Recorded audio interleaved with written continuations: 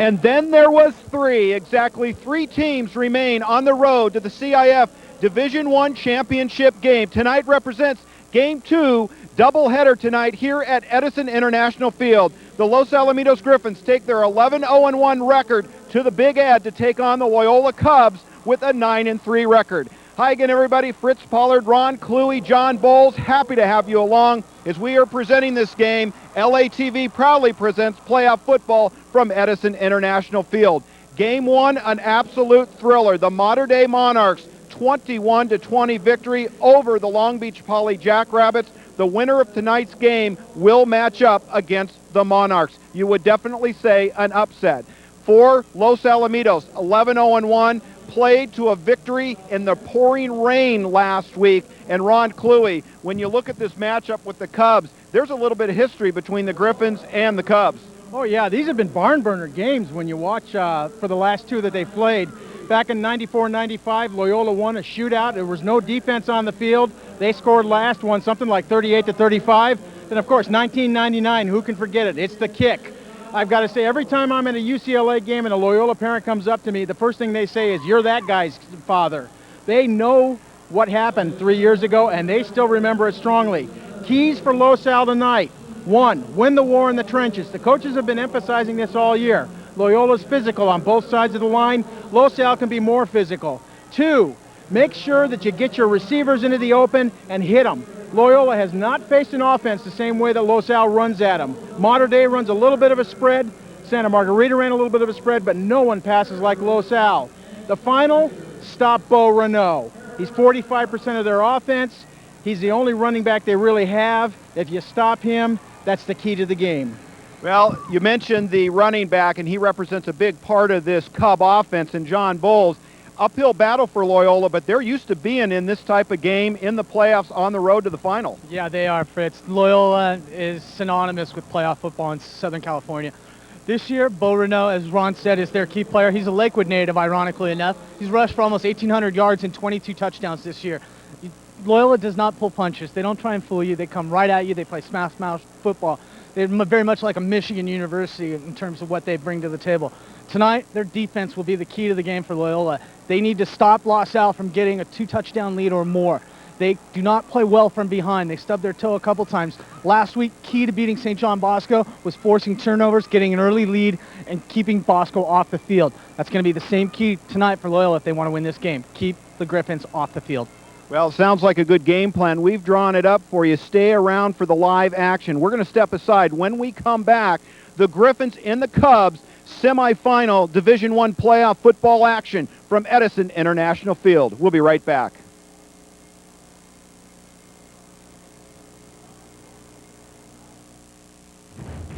This edition of the CIF Division I football playoff game is the sole property of the CIF Southern Section and cannot be reproduced or retransmitted without the express written consent of the CIF Southern Section. The CIF Division I football playoff games are proudly sponsored by Toyota and your Southern California Toyota dealers. CIF and Toyota supporting tomorrow's stars today. LATV3's coverage is brought to you locally by the family and friends of the Los Alamitos Griffin Football Booster Club. There are people with a calling. Most serve 1 weekend a month and 2 weeks a year. Earning money for college. Protecting their community. In the Army National Guard, you can. Hank, you ever think about putting something away for the future? What are you talking about? United States savings bonds, Hank. What do you know about United States savings bonds? Actually, they're one of the safest investments you can make. You get competitive interest rates and up to a 30-year interest deferral from federal income taxes. So, what do you think? Well, I have to admit you were surprisingly persuasive. United States savings bonds. Sign up through your company's payroll savings plan.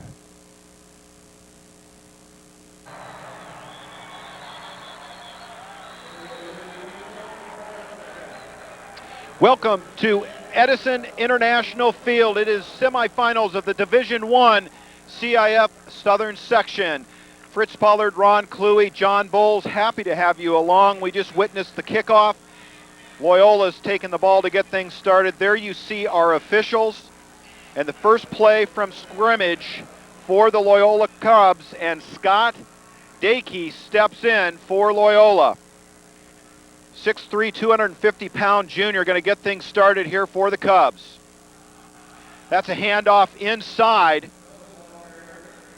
Let's go ahead and take a look at the offense for Loyola. The junior QB, Scott Dakey. Running backs, Wilson and Renault. The wide receiver, LaFall. Daniels, tight end Horgan, in that line. Rosa, Westhoff, Weber, Guerra, and Hart. Correction, Mark Gray. That will bring up a 2nd down and 6. Ball on the 24-yard line for Loyola.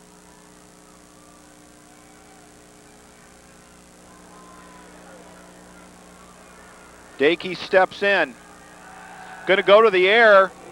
That is knocked away, intended for Quentin Daniels. Nice coverage there by Los Alamitos. Yeah, Rasheed Prescott almost had that one. I'll tell you what, one thing that you're going to... We'll get to that. Let's do defense first. Okay, let's take a look at that Los Alamitos defense. On the line, Dolis, Jark, Lee, and Cherie. The linebackers, Olmstead, Doby, and Johnson. The very quick corners, Prescott and Cason. And your safeties, Estes and Dykes. Yeah, one thing you're going to see, Fritz, is that Loyola does a very long snap count. You know, they try to freeze the defensive line. So you'll see that all night long.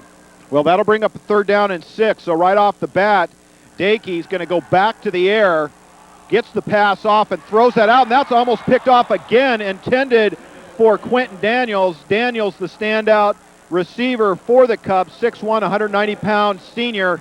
But there we almost had 2 picks for the Griffins. Yeah, DJ Dykes, boy, he really got up in the air on that one, climbed the ladder. And I tell you what, this is a great start for Los Al. Force Loyola to go 3 and out and force them to punt and turn the ball over to Los Al. This is one of the keys to the game tonight for Los Al. Well, Ron, we talked about it before the game, how important the secondary was for Los Alamitos. And if you're the Cubs, we've talked about it's probably the quickest secondary that you've seen all season. And we're sitting here looking at the 13th game of this season. And for Loyola, they're going to punt it away. Snap back, Andrew Carney going to kick it away. That will be taken by Tripp. Tripp gets a nice return before he is run out of bounds. Yeah, that's a good job there.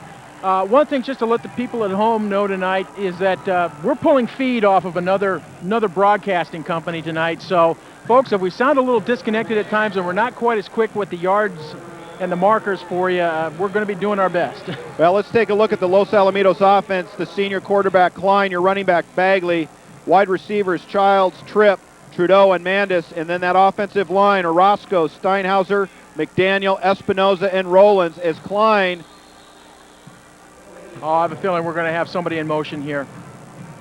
That ball whistled dead. Let's look at the defense during the break here. On that line, Horgan, Guerra, Rizzo, Fontanella, Wade, Willard, the linebacker, Hillier, the linebacker, the corners, Cuellar and Willinger, and then your safeties, Daniels and Bragg. And we talked about that 5-2, the Okie defense. And for Loyola, I'd be shocked if they stay in it very long tonight. Yeah, they'll probably switch to a 4-3 pretty quick to stop the passing game. And actually, that was offsides on Loyola, so it's nice 1st and 5 for Los Al. Butterflies a little heavy as Klein keeps it, goes around the corner. Nice big pickup before he is rattled down. Quentin Daniels in on the stop for the Cubs. Yeah, Fritz, and this is what we've seen all year long. Boy, this synergy between Jeff Klein and Ryan Bagley, where Klein, pulls the ball in, puts the ball in deep, pulls it back at the last second, and then sprints to the outside. This is going to confuse Loyola all night long. Well, Jeff Klein, 364 yards on 87 carries before tonight's game. Very dangerous. Going to go to the air, looking for Childs. And that is just beyond the reach of Childs. Cuellar covering on that for the Cubs. Yeah, it looked like Jeremy had probably about a 2-step lead on Cuellar on that play. Jeff just overthrew it a little bit. I'll tell you what, Los Al's going to open it up right away. Well, Ron, you've played the game. You've played in big stadiums. for Los Alamitos, the biggest stadium even close to this has been the Vet. You've got lights, you've got crowd, you've got just a more open feeling. I'm sure for Klein it's about adjusting to the whole surrounding. Yeah, a little bit of it is when he looks up at times, he's going to be looking into the lights, and they're much brighter than what he's used to, but I have a feeling Jeff's going to adjust fairly quick here. Klein's going to keep it. Thought about going to the right, cut it back inside behind Bagley, and taken down for a short gain. Yeah, this is the part that we talked about also during the pregame. It's going to be the battle of the trenches. The line that can dominate, offensively or defensively, will control the game. Here you see Loyola does a good job. They get penetration in on Los Al on that play, and they force Jeff Klein just for a short gain on that. Well, that will bring up a 3rd down and 9, the stadium scoreboard shows. Klein from the gun. Going to look to the air. That is complete. Brandon Tripp. Or is that Childs? No, that was Tripp. Yeah, again, that's Jeff's favorite receiver there. Does a nice little out pattern to the outside. It's going to be close whether or not they got first down. Looks like it's right now about 2 yards short. We can see the down markers, 4th and 2. Well, the question is, do you go for it or do you kick the field goal? Los Alamitos apparently going to go for it. Yeah, I think we got our answer. Los Al says, yeah, we put them 3 and out the first time. We're confident. Man in motion is Tripp. Klein's going to give it to Bagley. Boy, that's going to be very close. Oh, yeah, it's going to be real close here, Fritz. Nobody's running on the field yet, so I have a feeling this is going to be a measurement. Right up front is Adam Guerra. Blocking and plugging those holes. Yeah, number 33 there, Scott Willard, was a little bit slow getting up. Okay, we got a measurement it looks like they're calling for right now. Boy, this will be huge for Los Al if they make this. Well, I've got to tell you, folks, as we mentioned in the opening, this is the 2nd game of a doubleheader. If you didn't make it out to watch the Pauley Mater Dei game, you missed a very special game. And, Steve Fryer predicted that Pauley would lose in the finals to Los Alamitos. Who would have thunk that Pauley wouldn't be in the finals? What a victory for the Monarchs. Yeah, and also when you looked at how Mater Dei started the season, who would have thought Mater Dei would be in the finals? Oh, wow, this is just short. Yeah, Loyola's going to send their offense on the field. Boy, this is just short by inches. Okay, well, Los Al right now, they need to just put the defense on the field and stop Loyola again. Don't let Loyola get a drive started here.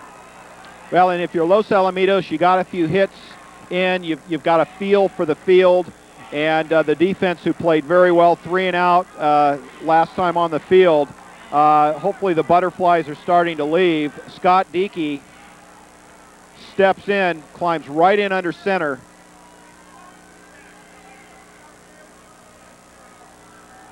That's going to go on the ground. And wrapped up in the backfield is Bo Renault. And that's Gabe Doby that made the tackle there. Yeah, this is what Los Al, as we said, they've got to focus on. And really, when you look at the statistics for Loyola, there is no other running back with yardage for Loyola. It's Bo Renault all the way. So you pretty much know the other running back there is a lead blocker for Renault. Just focus on him all the night. Now, I'll say one thing. When we talk about team speed, Los Al's coaches felt on all positions, all levels, Los Al has more speed than Loyola. Well, Bo Renault, 308 carries, 1,814 yards on the season. He is a lot of their offense.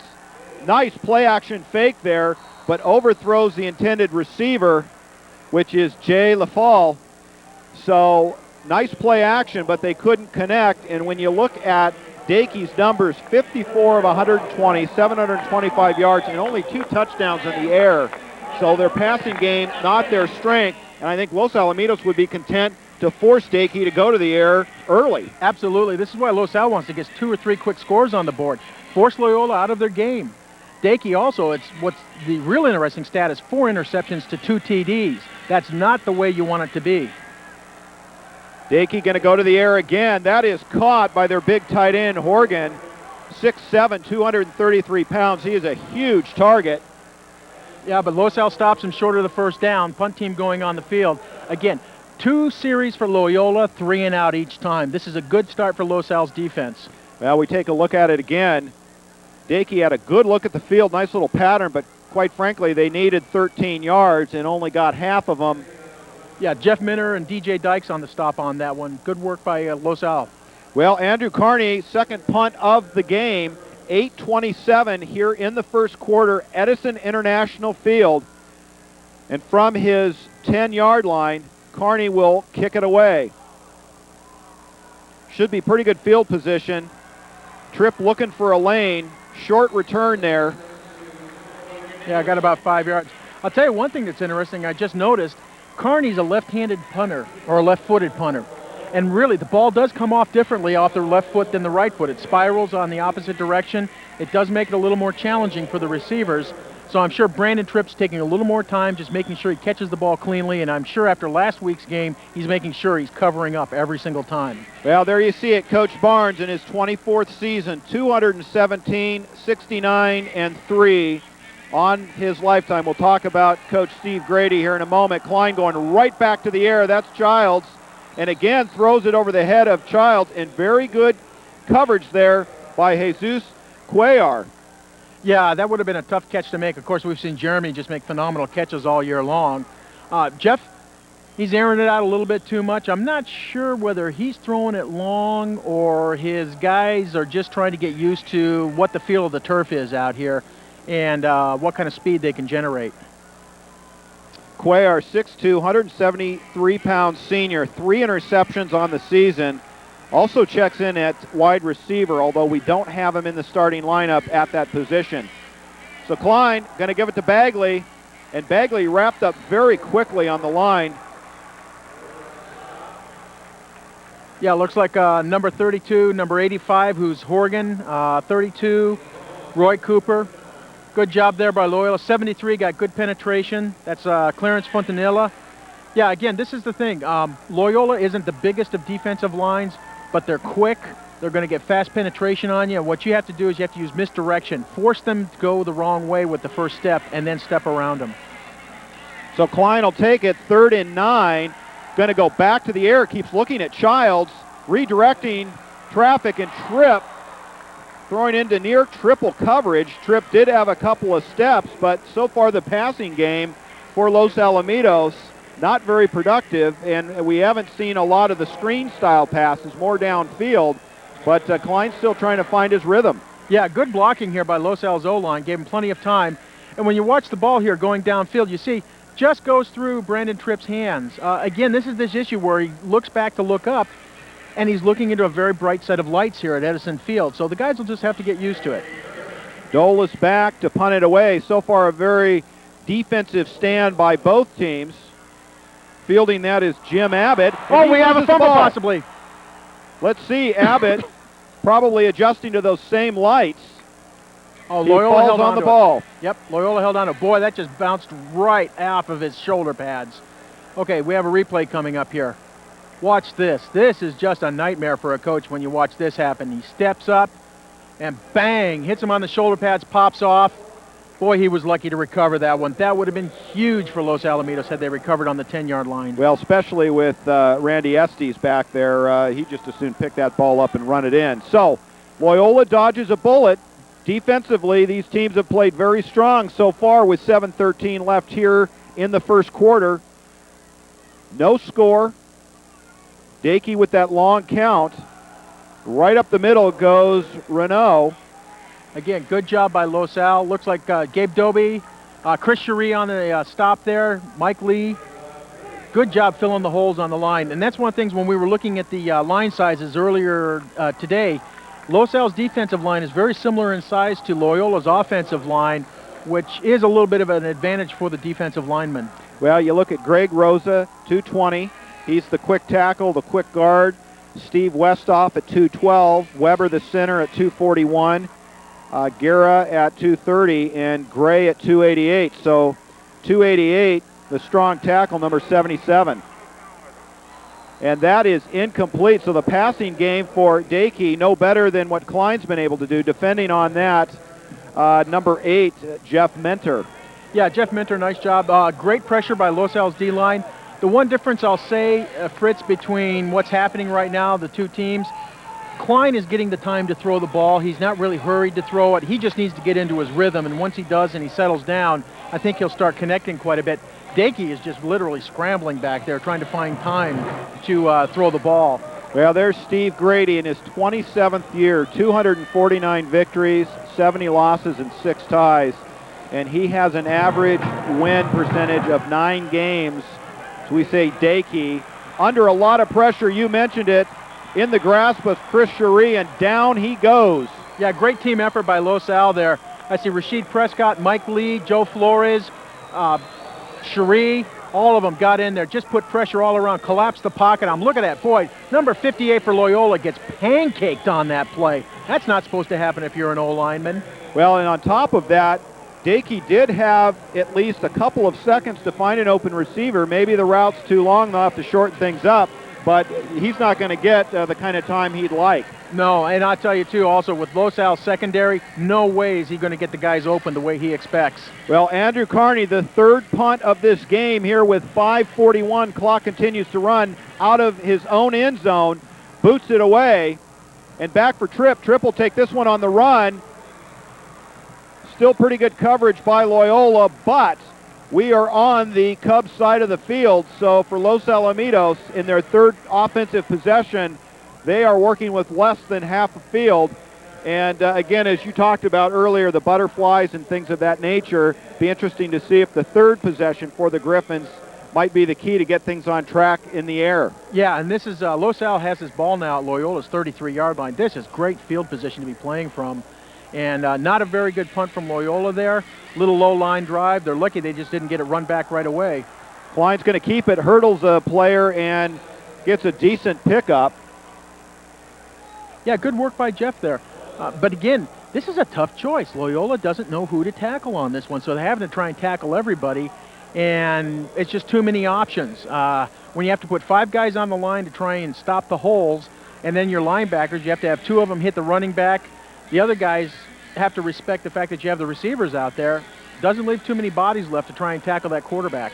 That brings up a 2nd down and 5 for the Griffins. They're going to fake it to Bagley, go into the air, and that is caught. Touchdown, Los Alamitos, Brad Mandis. Yep, and there we said it. Fritz, all he had to do was just get his timing down, get his touchdown. Los Al is going to score. And you know what? The key receivers, they were covering Childs and they were covering Trips, double coverage. Yep. I'll tell you, the 2 quiet receivers whose yardage has been picking up every week is Trudeau and Mandis, and it's just a matter of finding those guys. Yeah, and this is one of the things that high school teams have an incredible tough time to deal with. When you have 1 or 2 good receivers coming at you, you can double team them. You have 4 receivers that have good quality coming at you. You can't double team them all. That means you'd have 8 guys on them, only 3 guys rushing. Right. That's a recipe for disaster. Well, the kick is up and good, so Gamarnik adds to his scoring title, and there you have it, 7-0. Los Alamitos on top with 4:49 left here in the first quarter. The third possession for the Griffins was the key, and quite frankly, this is becoming a game of field position, and Loyola is on the losing end of that. I don't know if they've had the ball across the 50-yard line for Los Alamitos on a punt, so, Los Alamitos working with the short field. I'm not sure they've had the ball across their own 30-yard line yet, Fritz. Well, because they've gotten the ball on the 20, 20, and 15, and it's been 3 and out every time. Yeah, they have not had a first down yet. So Los Al defense just doing a phenomenal job here. Now, I mean, do I expect this to go this way the whole game? No way. Coach Grady's going to go in at halftime, and they're going to make adjustments, even if not sooner. I mean, Steve Grady's been around way too many years, played way too many important games to let a game get out of control. Well, Gamarnik's going to let it fly, and that will sail well into the end zone. Yeah, to the warning track. He's back. He's back. Oh, just doesn't make it out of here.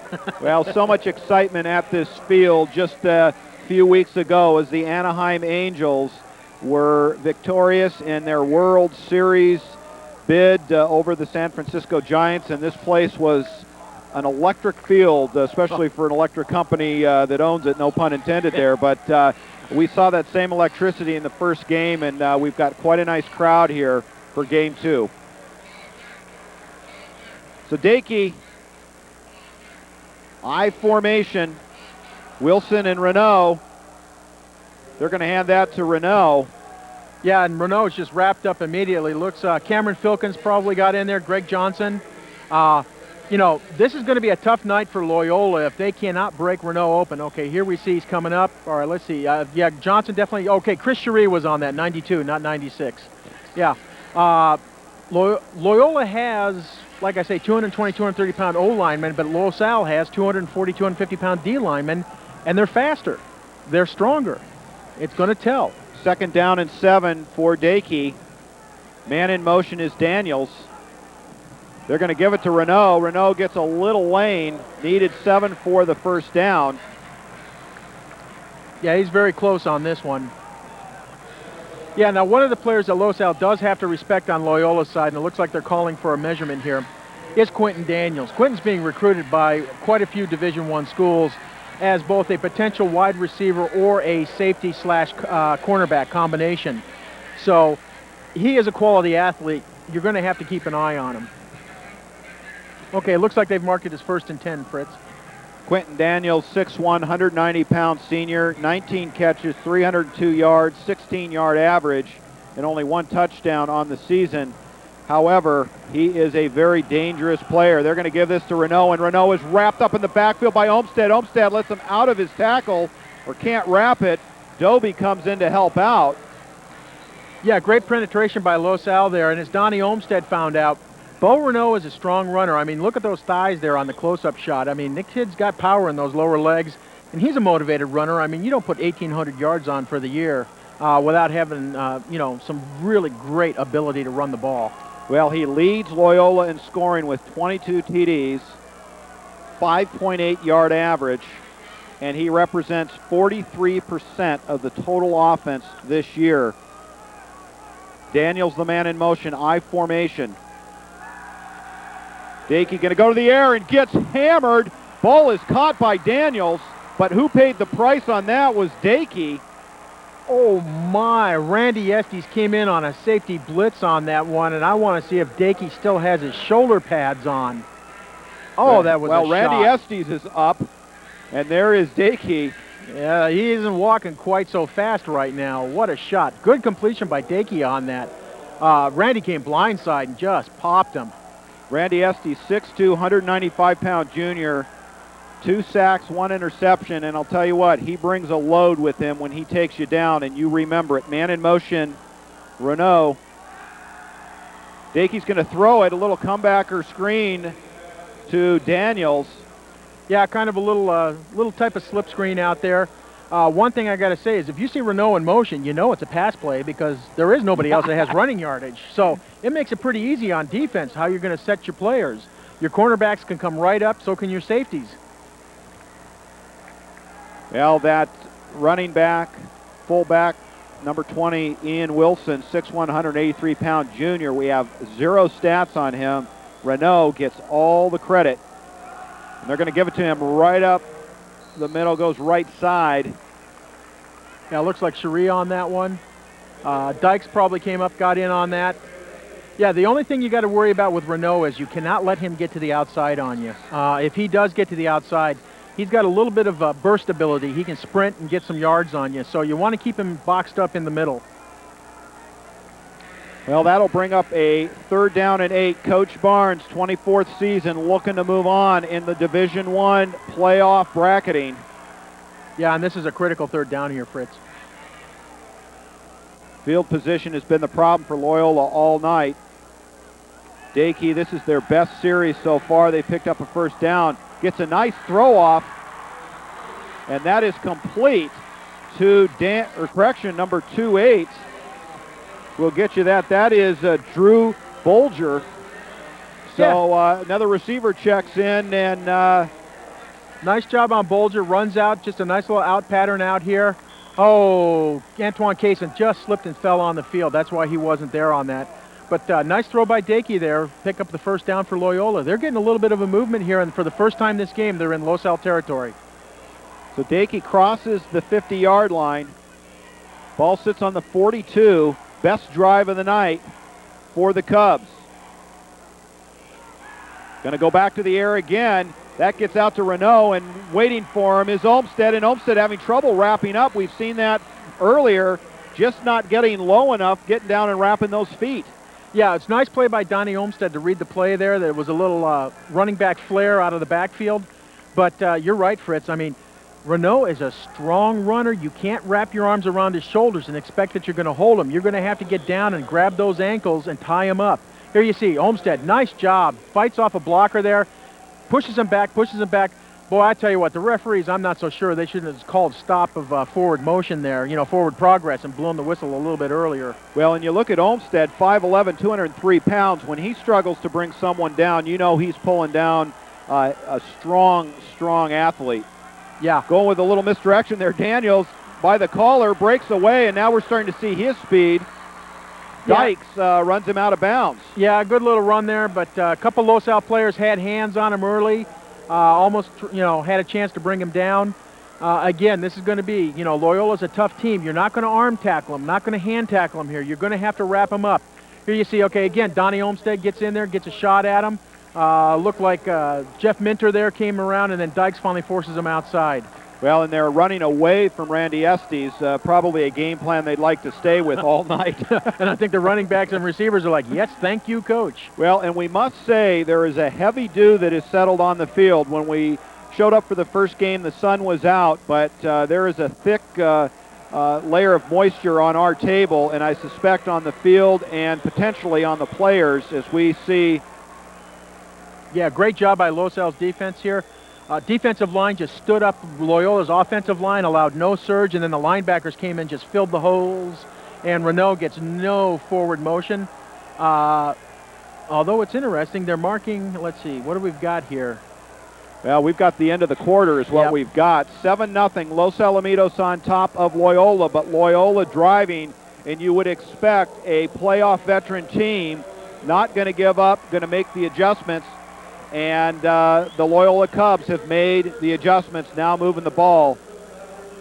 Taking a look at the teams that remain from the playoff bracketing for Los Alamitos, they the only Sunset League team that remains.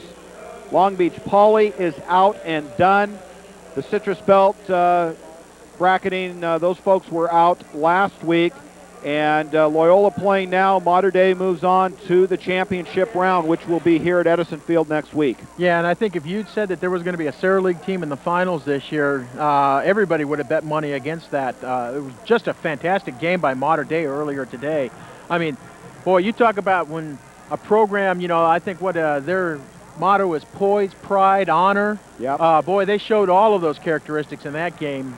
Just came at Poly hard and never quit the whole game. Well, and you look at the score there, 21-20, the Mater Dei Monarchs victorious in a missed extra point by Poly and then a field goal late that was missed. The difference in the game, Poly would have been on top had they made that field goal. And as you had mentioned, Ron, just no kicking game for the Jackrabbits. And he was well short on a very short field goal, chip shot.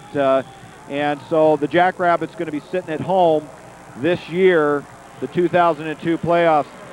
Dakey on the night, 5 of 10 for 39 yards. Renault, 8 carries for 19 yards, but they are getting something going as they are driving as Renault. And he got the first down there. Fights to the 30-yard line. Yeah, 4th and inches on the 30-yard line. Loyola has to go for it. They can't turn the ball over at that point because if you try to go for the field goal, that would have been about a 50-yard field goal. And I have a feeling it's right at the edge of the Loyola kicker's range and too early in the game for Coach Grady to try and find that. And it's not worth it to punt it. You'd only pick up a 10-yard differential most likely. So smart play by Loyola on that 1st and 10. Well, I talked with Coach Steve Grady, 27th year, and I said, what are the keys to the game tonight? He says, we need to take time off the clock, which they're doing with this drive, but we need to score at the conclusion of those drives. If not, we haven't accomplished anything. We are keeping the offense off the field as Daniels, choosing not to take it in the air, takes it on the ground. Yeah, that's a reverse, and I'll tell you what, great play by James Dolis there. I mean, he just snuck in behind the tackle. Watch the play here. Mike Lee gets chop blocked down. There's Filkins. Now Dolis, watch. He just released right off the man on him and followed Daniels, and he also had help on the outside, and we'll try and see who that. Donnie Olmsted came up from his linebacker position to force Daniels to slow up. Great teamwork by Los Al. Well, and we talked about just the stature of Renault, and when you look at his lower body strength, he's like a fire plug.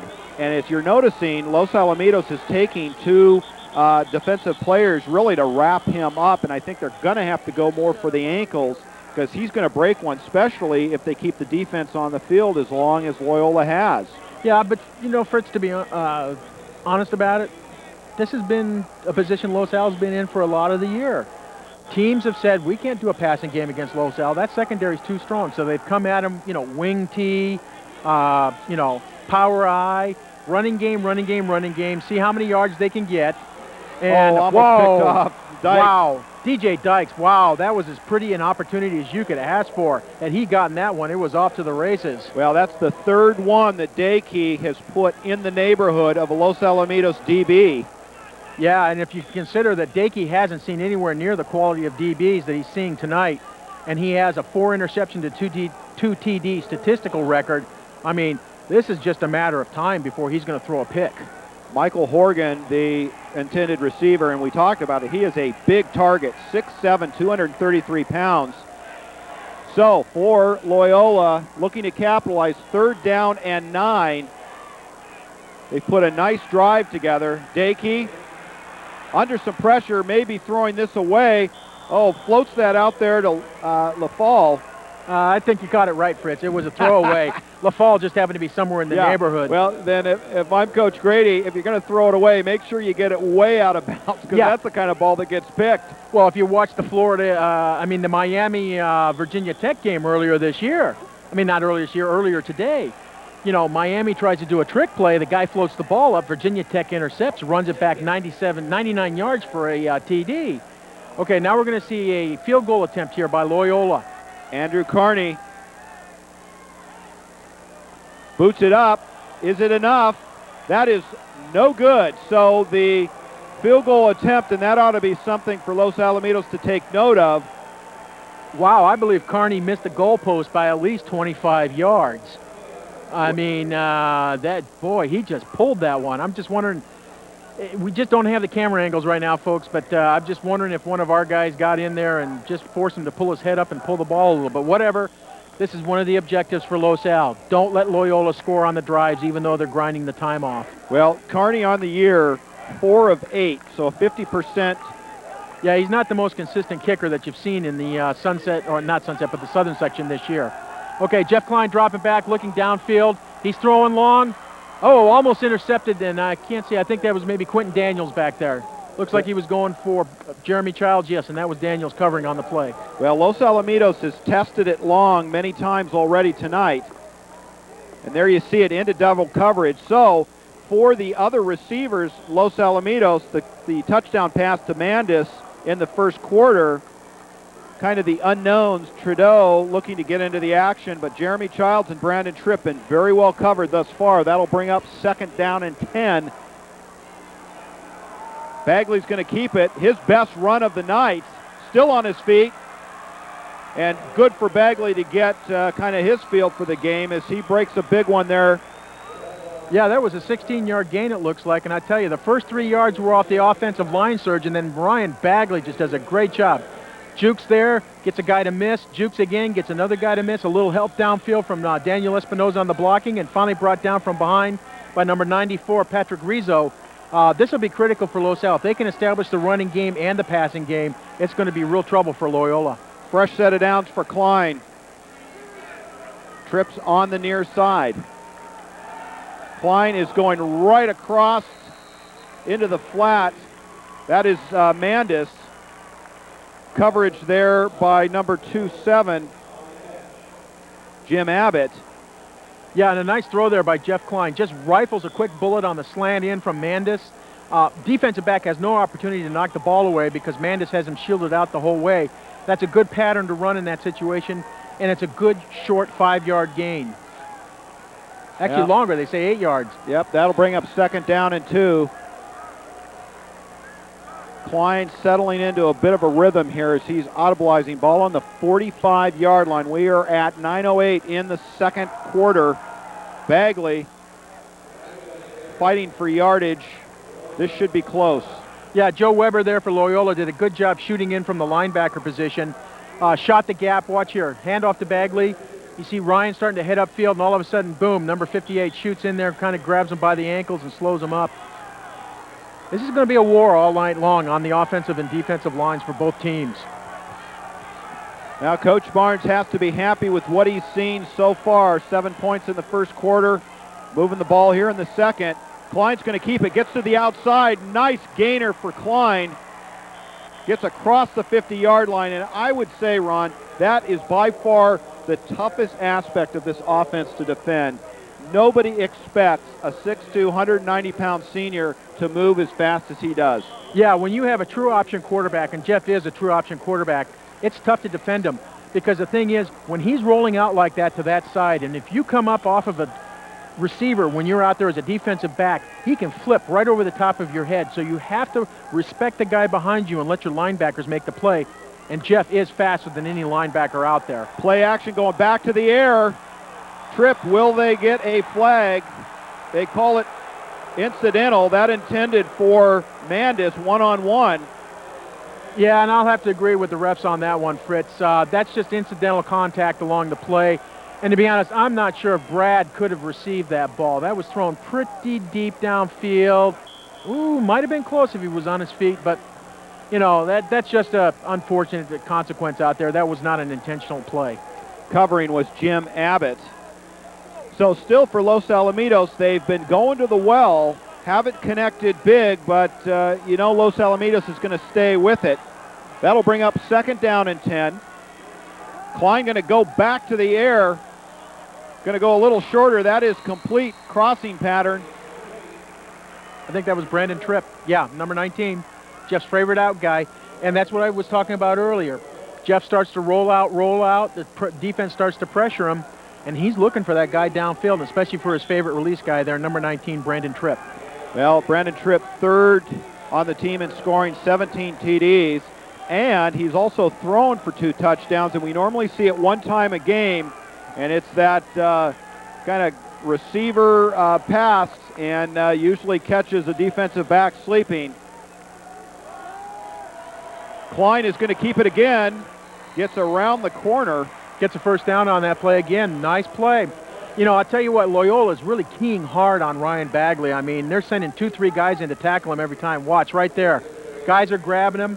Bagley's doing a great job blocking behind him, and the line's doing a nice job also, along with the receivers, of opening up the running lane for Jeff to the outside. Adam Gonzalez for the Cubs in on the stop. So, 1st and 10. Griffin's moving the ball. Man in motion is Trudeau. Klein with all kinds of time. Gets that out. Nice pass. That is complete to Tripp. And I'll tell you what, now we're starting to see the touch. Yep. Now he's getting it. He's laying that ball right in. Boy, that was a beautiful pass. Brandon Tripp was in full speed. He had space separation between the cornerback and the safety that were covering him. And, I mean, Jeff just lays it right on his fingertips. This is a beautiful pass. Right there, yeah, just in full stride. Brandon takes it, covers up real nice. Should be 1st and goal here. Wellinger defending number 26, the 5'10", 170-pound senior, has 1 interception on the year. However, Tripp had a couple of steps on him and made him pay. Bagley spins up the middle. Let's see, looked like, was that number 56 there? Greg Rosa, yeah, looks like he got in on the tackle there. Ryan does a nice little spin move, picked up about 3 or 4, possibly 4 yards on that play. Second, they say 2 yards. Looks like... Whoa, that's an interesting move. Yeah, I want to say, hey, where did the referees think his knee was going down at? Actually did a great job to keep his knee from going down. We have the benefit of the replay. The officials do not. Nevertheless, 2nd down and 7. Ball on the 7-yard line, right across the middle, and woo, that looked like a dangerous pass. That was intended for Tripp. Yeah, Brandon just didn't get the step on the inside there, and Jeff was throwing to the spot. Loyola that time brought 9 guys up into the box, and boy, did they rush hard on that. That's the one thing I imagine they're going to try and do here is to try and overload Los Al's offensive line and force a sack at this point, but that's dangerous. I mean, what you can do there is you release Bagley either out into the flat someplace, or else you just have one of your receivers do a quick 2-step up and then turn around to receive the ball. Well, the Griffins started this drive on their 20, 3rd down and 7, looking to get points as Klein steps in under center. He's going to keep it. Has the lane on the outside. Will he have enough speed to get there? Goes for the corner, and he does. Touchdown, Los Alamitos. Yep. And the speed of Jeff Klein, and you saw that DB zeroing in on him. He just did not have the right angle Deceptive speed by Jeff Klein. 6 points for the senior quarterback. Yeah, watch the replay here. This is a nightmare for Loyola. Fast quarterback rolling out here. Trent Steinhauser, great job of getting in front, and the DB can't release off of the receiver until the last minute, because if he does, it's going to get flipped over his head for a touchdown. This is the point that Loyola hasn't faced this year. They've faced good running teams, they've faced good passing teams, they have not faced a team that puts it all together with the quality that they're looking at right now. This is going to be tough for them to adjust to. Well, there you have it from the Ed, 14-0. We have 5:46 left here in the first half of play. Semifinal action, D1. The winner of this game moves on to take on the Mater Dei Monarchs, and that will be a rivalry of old. If anybody thinks that the coaching staff for Los Al does not remember the 1997 game in spades, ready to go for a little bit of revenge on that one, you're kidding yourselves. They still are hurting from that game. Okay, one other thing I'd like to say too, Fritz, Los Al was able to grind off 6 minutes on that series there. Good for the defense, gave him time to rest up. Well, and if you're on the other side of the ball for the Cubs, they were out on the field for a good part of that second quarter. So Gamarnik puts it in the air. That will be taken. Looks like Bo Renault had it. Yeah, that was Bo Renault and Randy Estes. Oh, no, that was 24. Randy Estes on our side, and then 24 Trayson Bragg for the Loyola Cubs on that. Okay, let's cut to John Bowles, and he's got a little piece on the footballs in tonight's game. Guys, all year, the Griffins have been using this Wilson football. Playoffs started. Spalding is the official sponsor of CIF, so they switched to this ball. It's an all-weather ball. It's supposed to not absorb water when it gets wet. But you can tell there's a difference between the two balls. But you ask players and coaches, you get different answers from one side, different answers from the other. When push comes to shove, you just got to cross the end zone and win with the ball they give you. Back to you guys. Boy, there you see again. I mean, Los Al is just hitting hard tonight. You saw that right there. I mean, their defensive linemen are coming in. Linebackers are coming in hard. Watch right here. Bo Renault has the ball. Number 98, Mike Lee hits. There, James Dolis comes in and hits. Renault, again, showing he's a tough runner. Chris Cherie now says, all right, that's it. I'm going to finish you off. You know, this is going to be just a hard-hitting game tonight. It's the way that they play. You know, these two teams, I've got to admit, it starts with the coaches. Coach Grady, Coach Barnes, they were rivals in high school. It goes back that far. These guys don't like to lose to each other. I mean, it is almost personal between the two of them. Well, and if you're Coach Barnes, you are now the leading victory coach in high school football in Orange County. But when you go across the border and see that Coach Grady in his 27th year has 249 victories, and I did the calculations dividing his years at the helm into victories, came out to 9 a year on average. When you take Coach Barnes's 24 years into his 217, guess what you end up with? Let me get 9 a year for it. You got it. You win the big prize. I'll get you the check after the game.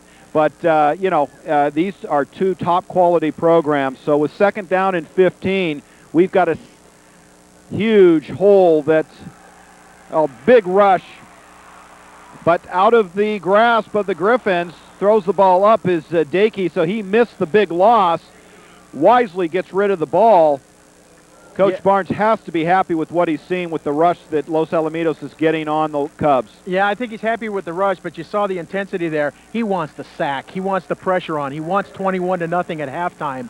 You know, he's talking to Filkins right there. He's talking to the guys saying, come on, guys, we got to get him every play. We got to go after him. I mean, I watched the practices this week along with you. Whoa, was the intensity level up by the coaches. Guys I've never seen yell before got into players' faces. Well, Los Alamitos feels like this is their year, but they've got a big challenge tonight. Dakey steps in. We've got some wide receivers. Looks like a Los Alamitos setup. This one's thrown up. A nice catch by the Cubs. That out to number 26, Wellinger. Yeah, that was a nice catch by Wellinger. And I'm not sure that Rasheed Prescott didn't think he had the angle on that one. We could tell from the angle we were watching on the monitor. Yeah, Prescott's coming across. I think he just thought he was going to be able to get there, and Dakey does a nice job. But it looks like Wellinger right now, he's holding his wrist. He may have injured himself a little bit on that play.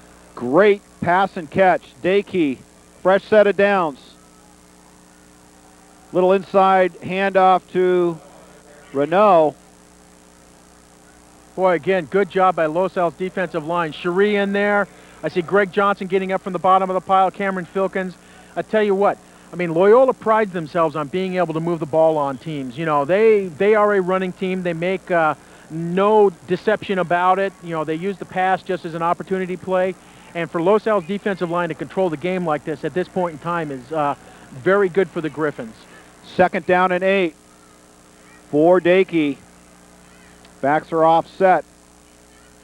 Going to go back to the air. They're going to go to the pass. Holy, nice catch by LaFall. And let's see if they're going to say that this was possession. Yeah, they give it to him. Oh, wow, great job by LaFall on that play, because I'll tell you what, Rasheed Prescott, nice double. And Steve Grady's known for fakes also. He likes to do a little razzle-dazzle too.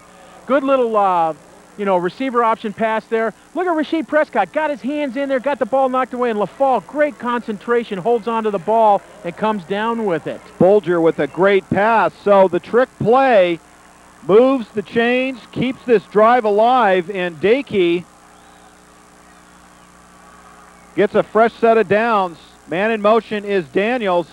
They're going to give it right up the middle, and boy, you see the strength of Renault as he is taken down by a whole host of Griffins, which is good to see on the defensive side of the ball, but his strength is incredible. Yeah, I see Cherie and Dolis got the tackle on that, but I think about half the team hit him along the way.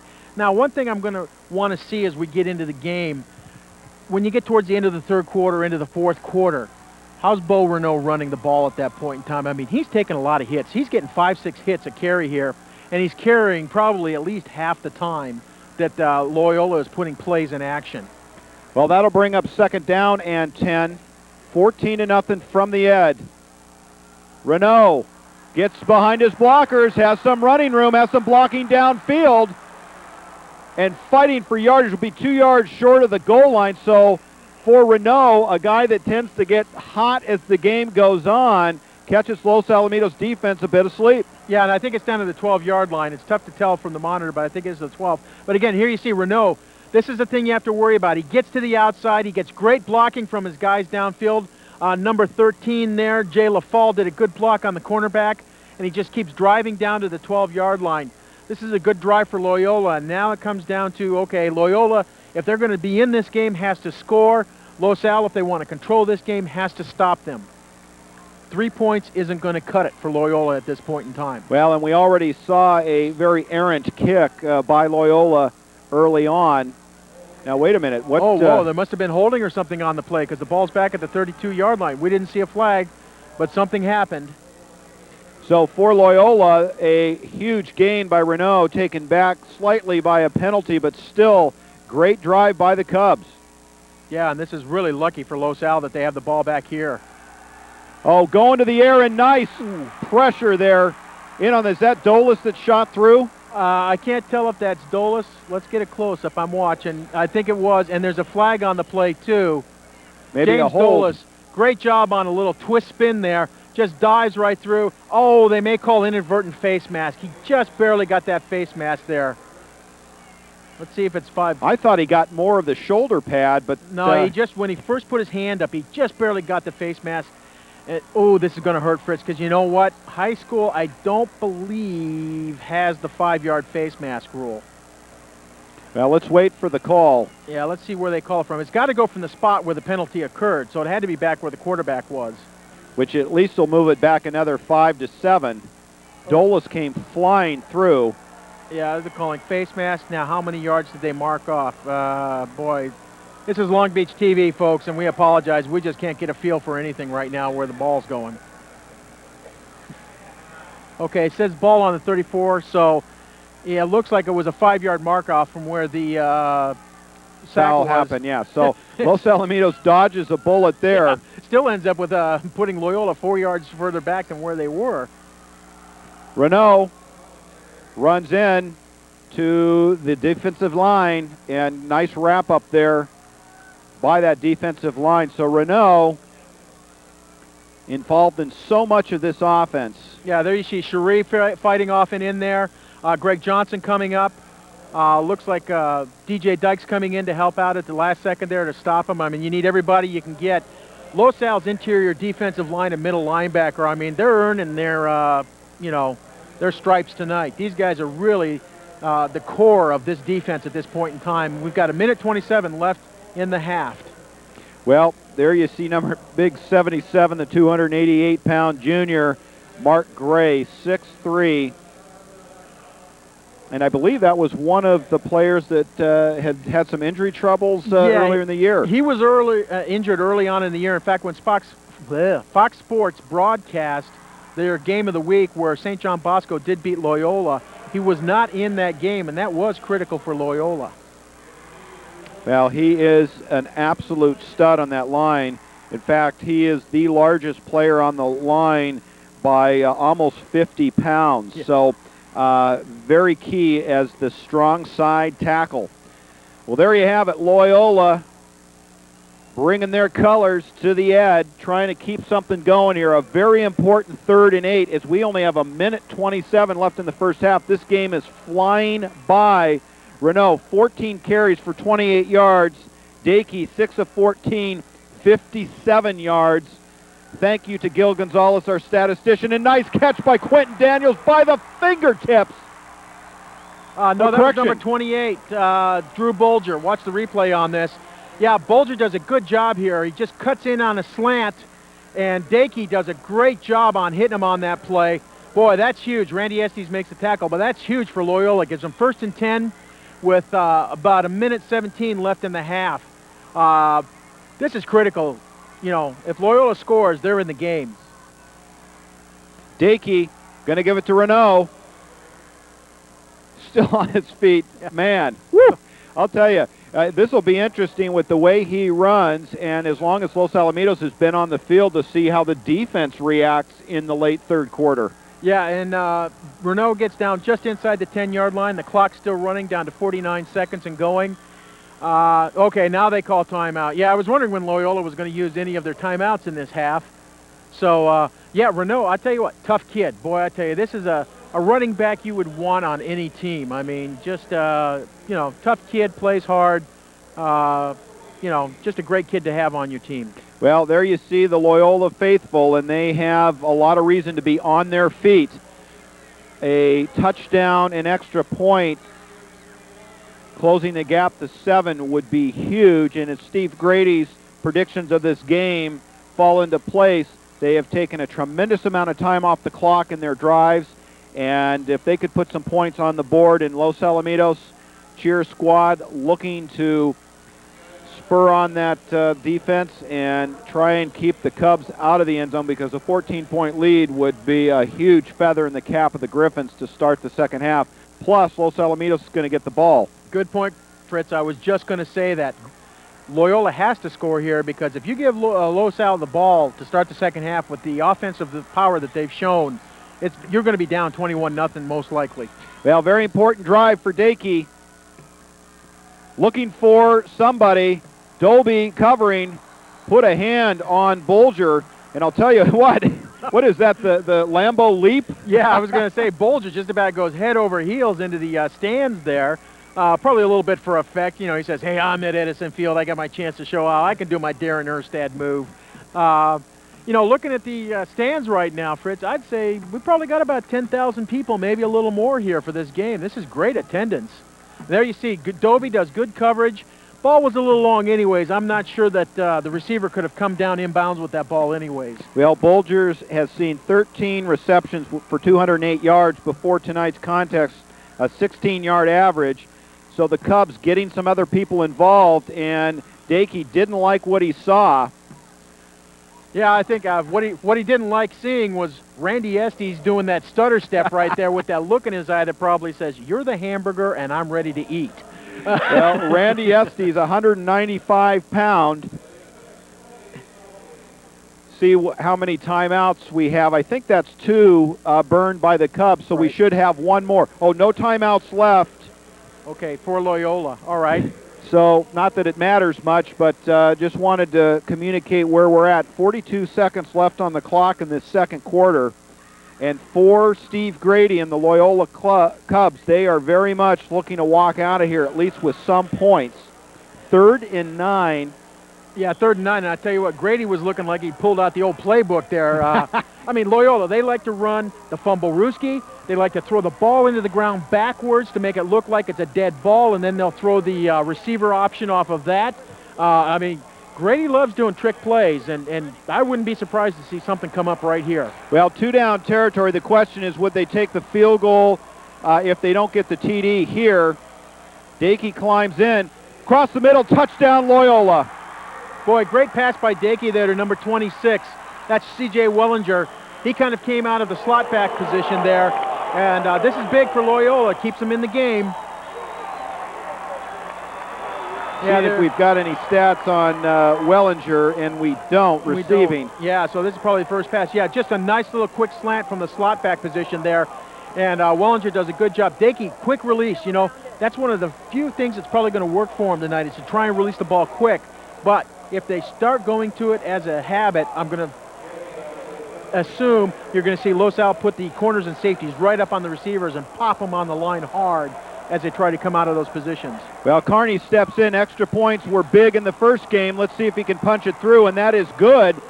So for Loyola, with a huge, long drive, ran a ton of time off the clock, closes the gap to within 7. There you see it, 14-7. Los Alamitos on top, 35 seconds left. And for Los Alamitos, their timeouts still potentially three. Yeah. So the question is, will Barnes try to utilize those timeouts and move the ball? What do you think, Ron? My guess would be is if he has a great run back on this, gets the ball past the 50-yard line, he'll use the timeouts and go for the score. If they don't have, you know, a good run back, ball gets put in the end zone or they're on the 20 to 25-yard range, I think what he'll do is he'll take a knee knowing that he is going to be coming out at second half receiving the ball. But the thing to watch here, too, Loyola likes to do fake kickoffs. They do that bomb burst where they come up, and you have to be careful about where they're setting up and that they don't try to do, you know, a trick play off the kickoff here. Well, it looks like Los Alamitos is preparing for anything. Klein, 5 of 11 for 73 yards so far tonight's game, 5 carries for 21 yards, and we'll see how Klein plays it when he enters the field after the kickoff. Bagley, 6 carries for 37 yards. And Tyler Chapeau gonna let her fly. Big kick. Boy, we heard that boom through the headphones. And he's back in the end zone. Yeah, so this will come out to the 24-yard line. That was nice, nice kickoff by Chapeau. Cold night, a little bit of dew in the air. That's a good effort by him. Okay, my guess here is that, you know, you're looking at 80 yards to go, 34 seconds. I'd be very surprised if Los Al tried to go long with the ball on this. Well, we shall soon see. Clock now set at 35 seconds. And Klein will get her started. Outside is Bagley. Bagley turning it inside, making a nice gain. And the question is, with 27 seconds, call a timeout and see what they can do. Yeah, that was a great gain, about a 15-yard gain by Ryan Bagley. Los Al's in its hurry-up offense right now. They're going to use this as an opportunity to practice the hurry-up, getting set up, see if maybe Loyola makes a mistake. And we've seen Gamarnik 40 yards field goal, so they do have the ability to put some points on the boards. That's knocked down at the line. We don't see that often, especially with Klein at 6'2". Yeah, that's a nice job by Loyola's defensive player. In fact, that may have been Horgan, who at 6'6", 6'7", makes it fairly easy for him when he throws those arms up in the air. He's covering about 9 feet, 10 feet of space there. So that's a good play by Loyola there to knock the ball down, because Tripp was definitely wide open on the sideline on the short out, and he was going to step out right away. They probably would have only burned about 5-6 seconds off that play. 17 seconds remain on the clock. 2nd down and 10. They're going to give it to Bagley on the ground. Bagley finding some productivity. Can he get outside to stop the clock? Cuts back inside. 8 seconds, 7 seconds. And the question is, I hear whistles blowing 4 seconds remain on the clock, so maybe we've got a Hail Mary. Yeah, I'd say you look for a Hail Mary here. Looks like Los Al just called a timeout. Okay, they're going to set up a play. What is it? Ball's on about the 49-yard line. Yeah. This would be a good time to go deep. Send your guys long. Your offensive line's been doing a good job of providing protection for Jeff Klein so far through the first half. You have speed on 3 out of your 4 receivers that are out there right now. Have speed on the defensive backs. The only one that doesn't is whoever's being covered by Quentin Daniels. He seems to be able to stay step for step with the guys that he's guarding. But as we said before, send 4 guys long. You can't double team them all and just try and look and see who's got the steps on somebody. Well, and you've got Jeff Klein, who has the arm to put it up there, and would expect Loyola to be in a pretty big-time prevent-style defense. But still, the first half flies by pretty quickly, especially with the long drives of Loyola. And on a cool evening here at Edison Field, boy, you can't get a better venue than this. So many of the local fields were just chewed up after 13 weeks or 12 weeks of football. Then some of them that you got the JCs playing on them. You had games Thursday, Friday, some Saturday. It's nice to get on a great solid track like the one here at Edison Field. Well, somebody jumped there, and I'm not so sure it wasn't false start against Los Al. So for Los Alamitos, of course... yeah, they're moving it back, yeah. They're moving it back, but the Griffins misfiring a bit here. They will get the ball to start things off in the second half. But with 4 seconds left on the clock, the penalty not helping things. Klein from the gun, empty backfield. Bit of pressure on. Airs this one out. Jump ball. And off the fingertips, so avoids the interception as we have zeroed out time on the clock. So for Los Alamitos, the difference is 7. And your thoughts, Ron, on the first half? First half, boy, this is exactly what we expected. Both teams are coming out hard, pushing against each other. Los Al is able to move the ball through the air, which is what we expected. Loyola is trying to establish control on the lines, but Los Al's size is making a little bit of a difference. What I expect in the second half, watch Los Al to try and open it up a little bit more. Well, as you see the replay there on the Jumbotron, quite a bit of penetration there by Loyola, which surprises me. It looked like they were only bringing 3. Yeah, they brought 3, but in that kind of situation, you know, you almost have your offensive linemen in the same situation. You know, they're kind of spreading out wide at that point. Plus also, if you notice there, they sent Bagley long on that one too. I mean, they sent 5 receivers deep. So you do have a little bit of an opportunity to have someone maybe get in there and force a play.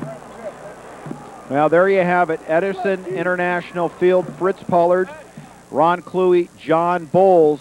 We are going to be going field side to John Bowles, hopefully to get a word with Coach Barnes here at the halftime break. Let's go to John Bowles.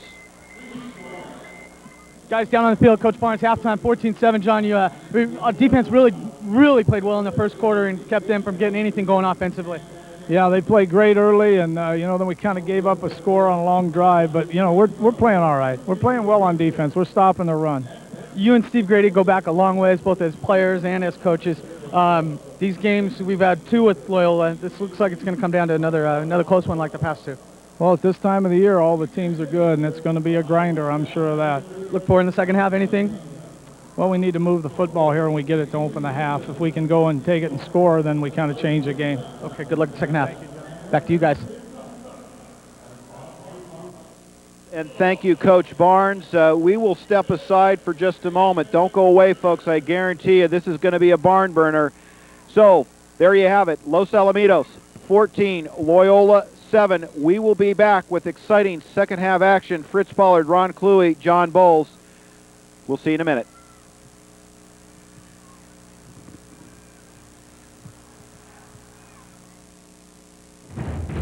This edition of the CIF Division I football playoff game is the sole property of the CIF Southern Section and cannot be reproduced or retransmitted without the express written consent of the CIF Southern Section.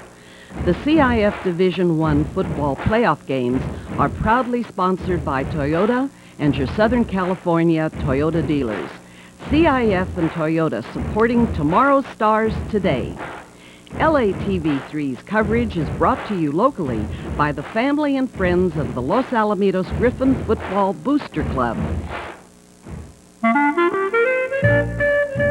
There are a few things you need to do to make your home safe for you and your family, like setting your water heater at 120 degrees Fahrenheit to prevent burns, and installing smoke alarms outside of bedrooms. If your home was built before 1978, have it tested for lead-based paint. Did I mention proper wiring? For a free brochure on HUD's Healthy Homes and to learn how an FHA loan can help you buy a home, just call. HUD and FHA are on your side. It isn't an order or a command. Protocol doesn't require it. The oath of enlistment doesn't refer to it.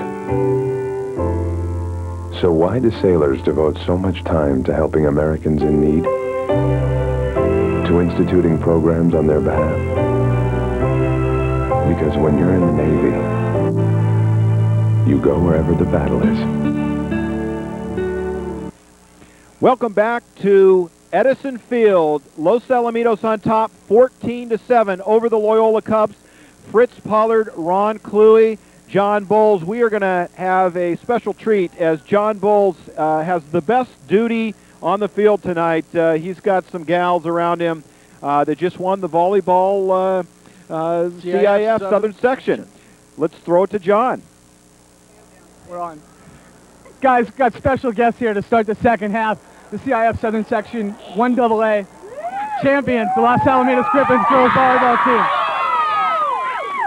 Before we get to talk to the players, we want to introduce everybody. Starting on my far right, Coach Sue Mansour. Sue, congratulations on a great year. Thanks, John. Hi, Rachel Moss.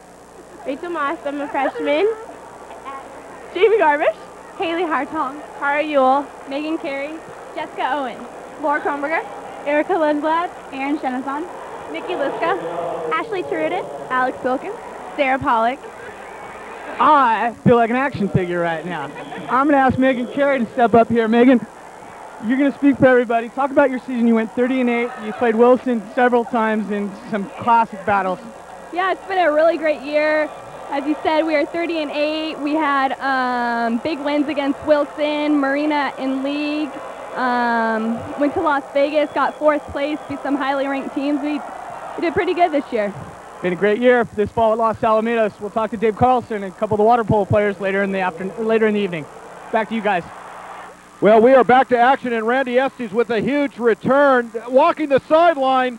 Holy mackerel! And to start things off, Randy Estes with a huge return. Congratulations to the volleyball team at Los Alamitos for all that they have accomplished. And boy, you and I picked the wrong time to be up here in the booth. Best action in town, John Bowles sideline with those beautiful young ladies. Yeah, John gets all the good assignments. Great run back here by Estes. You watch him coming upfield. You know, cuts to the outside just like he normally does, starts accelerating past guys, breaks a tackle there. He's got Greg Johnson alongside of him, breaks another. Okay, we're back on play now. Jeff Klein is rolling out to the side. Well, let's get you Jeff Klein's numbers. First half, 5 for 11 for 73 yards. Bagley, 8 carries, 66 yards, and Tripp, 3 receptions for 39 yards. And for Los Alamitos, anxious to get that ball as Loyola puts up that first score late in the game. In fact, it was under a minute left, and closed the score to within 7. So Los Alamitos capitalizing with that big return. And as Coach Barnes said right before the break, we want to come out, take the ball, get back on top here big. Yeah, this is going to be critical. Going up 14 points on Loyola, and then if you match them score for score, it's going to be tough for Loyola to try and win this game. Well, now you've got Randy Estes taking the ball in the snap, and it's confusing Loyola. We saw this in practice, wondering when we would see it unwrapped, if you will. And so I didn't catch where Klein was. Klein, actually, what they do is they have him out in the flanker position, and this is really confusing to Loyola because you have to say, gosh, is this going to be, a quick toss out to Jeff Klein for him to do a, pass downfield? In fact, there you see Jeff there at the top of the screen. Randy does a nice job, gets down to about the 36-yard line. Going to be very close. Well, no, the ball's not moving. What are the referees calling here? Well, obviously a flag. We didn't catch it initially. That's a 15-yard, it would appear. Now, did they mark that from where the ball was down? Yeah. And Let's see. and we don't, yeah, we're trying to push the screen over so we can see what the call is. Well, unfortunately, from our vantage point, we can't get you the call, but for Los Alamitos, that'll bring up 2nd down and 15. So Klein goes back to the shotgun. They're going to give this to Bagley. A nice tackle there in the backfield. Actually, that was Estes who's running the ball. That was a nice tackle there by Horgan, number 85. Now, so Los Alamitos swapping out, and I guess the question would be, is Bagley okay? Yeah, it's a question of Bagley okay, or they want to show maybe a little bit different look to Bagley's back in, okay. They're just wanting to show a little bit different look. 2nd and 13 right now. Well, and, for Los Alamitos, stick with what's got you here, and I agree, Estes may play a role later as Klein goes big time to the air, down, and Childs. Boy, there was a lot of contact there right before the ball came down, but no flag. Covering on the play was number 21, Cuellar. Yeah, that's nice coverage by Cuellar on the play. And Klein, again, just had huge amount of time on that play. So, you got to wonder, okay, who's being double covered? Where's the opening at for Los Al? Okay, now there you see Trudeau's dropped back into a blocking back position. Does a good job. Does a good job. Klein just throws way downfield here. We see the ball coming down, and they cut away. So Los Al with 3rd and 12 at this situation. Klein back to the air, going back to that left side again, and Tripp being manhandled there by Wellinger. Yeah, good coverage by Wellinger on that play, and Klein still just overthrowing the ball a little bit. I'm just not sure whether Jeff thinks his guys are on a little bit faster track, or they think the field's a little slick, so they're not able to push as hard. This is big for Loyola. I mean, this is one of the keys for them. They had to come out and stop Los Al, make them go, 3 and out, 4 and out on the first drive. Well, and Los Alamitos lining up with Klein on the field, but they will kick it away as Dolis puts it in the air, and back for Loyola is Jim Abbott. Yeah, Abbott fair catches the ball, puts him in deep position. It's on about the 13, 14-yard line. Jim Dolis doing a great job, through the season.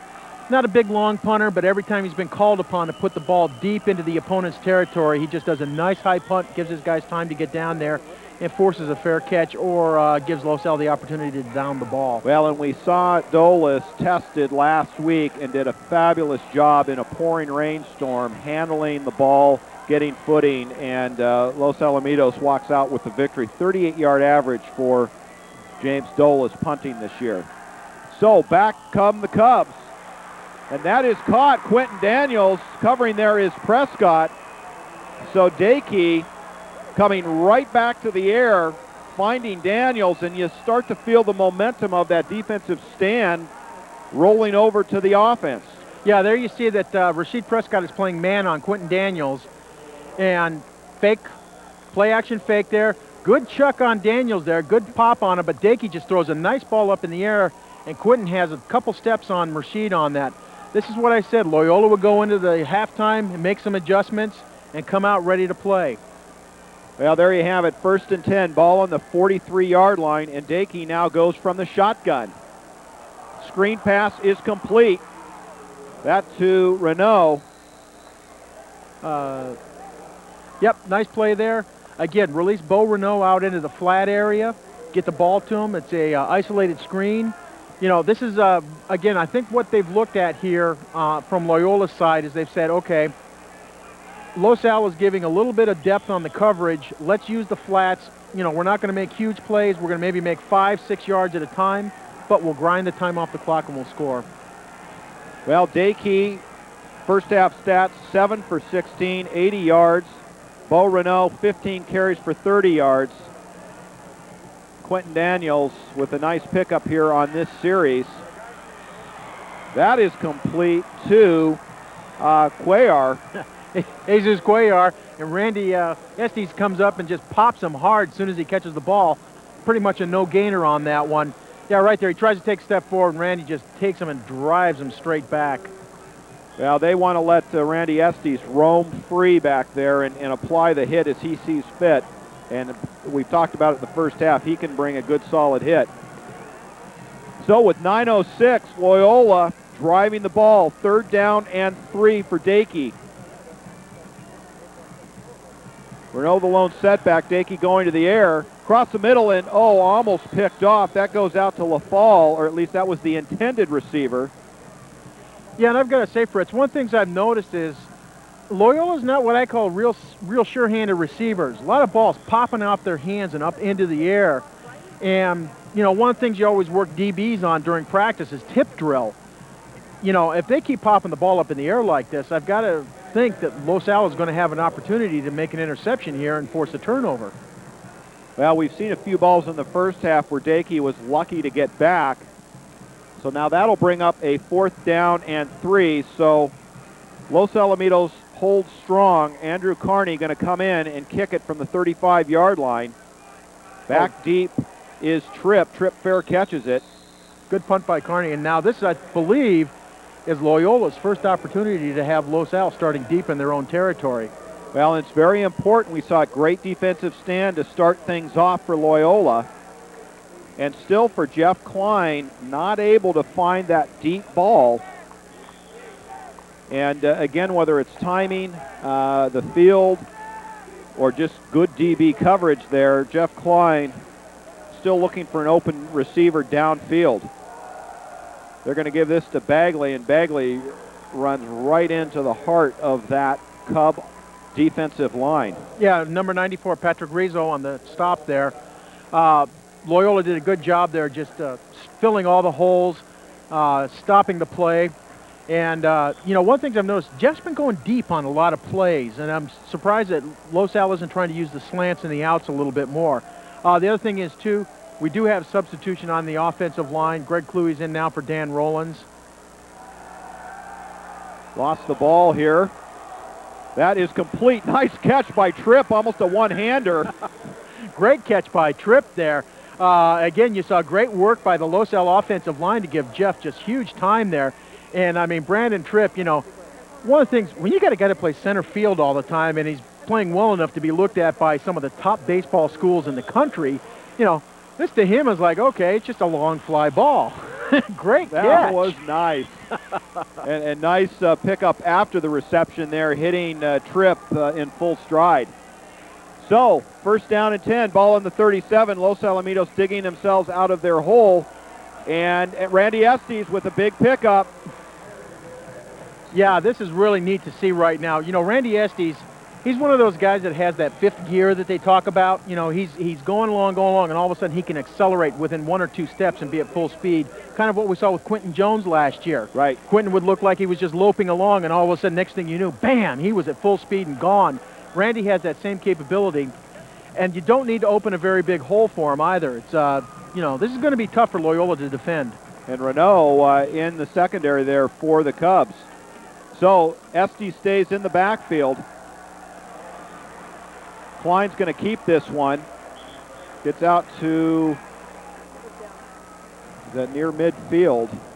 Yeah, and I got to say, good coverage by Loyola on that. That's definitely a secondary coverage there that forced Jeff Klein to pull the ball down and just run, pick up about 3-4 yards on that play. Well, actually, no, they're saying he didn't get any yardage. Yeah, ball just shy of the 50-yard line. 14-7, Los Alamitos on top. Clock continues to run. We are at 7:05 in the 3rd quarter. Bagley checks back in. Bagley breaks through, hangs onto the ball, fighting forward. I wasn't sure if Brad Mandis was trying to tell Bagley, give me the ball, give me the ball, give me the ball. I'm free. Well, it would have been a great play if they had. Great, I got to tell you right now, Los Al's offensive line, you can see it right there in the background. They just blew Loyola out of the way there, and Bagley had a humongous hole to get isolated out in there in the backfield. Number 24 for Loyola, Treson Bragg, a couple other guys. Jim Abbott, number 27, was in on that too. So Los Alamitos picks up the 1st down after misfiring coming out of the halftime break. Klein is moving the ball. into Cub territory. That is to Mandis in his second touchdown of the game, Los Alamitos.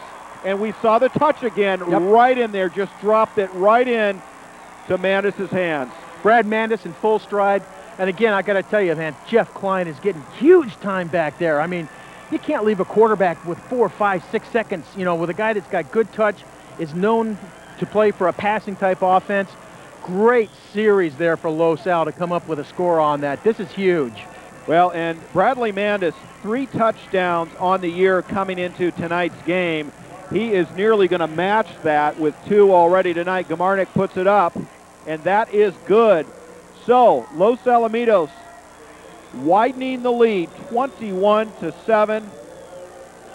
Here from Edison International Field, semi-final game. The winner moves on and takes on Mater Dei. And I'll tell you what, I've got new respect for Mater Dei after watching them. Oh, don't ever underestimate Coach Rawlinson and his teams. I mean, he has shown year after year, they're a program. You know, these guys have been a force in the 90s. They're a force now coming back. I'll tell you what, Fritz, you watch in the next 2 years, they have a lot of sophomores that were playing tonight, and they just beat the #1 team in Southern California in Poly. That was a 6-play drive for Los Al, 79 yards, and in a TD on a 40-yard pass to Brad Mandis. Great set of drives and plays for Los Al on that. Well, and now it's Coach Grady and the Loyola Club's turn to answer. They cannot let this game get too far away. 14 points the difference as we speak. 6:19 here in the third quarter. Yeah, and I don't expect them to let it get away, Fritz. I mean, Sarah League, every team is tough. They'll get tougher as the game goes on into the fourth quarter. They're going to try and drive back. But you know what? Los Al, we were talking about at halftime. Los Al plays just very similar to the way that the Sarah League teams do. You know, very disciplined, strong driving coach, hard work ethic, tough bunch of kids out there. You know, this is nothing new for them either. Back deep for the Cubs, number 24, Trayson Bragg and Quentin Daniels. But Gamarnik eliminates any thought of a return there. And so Dakey brings it out, ball on the 20-yard line, 6:19 here in the third quarter.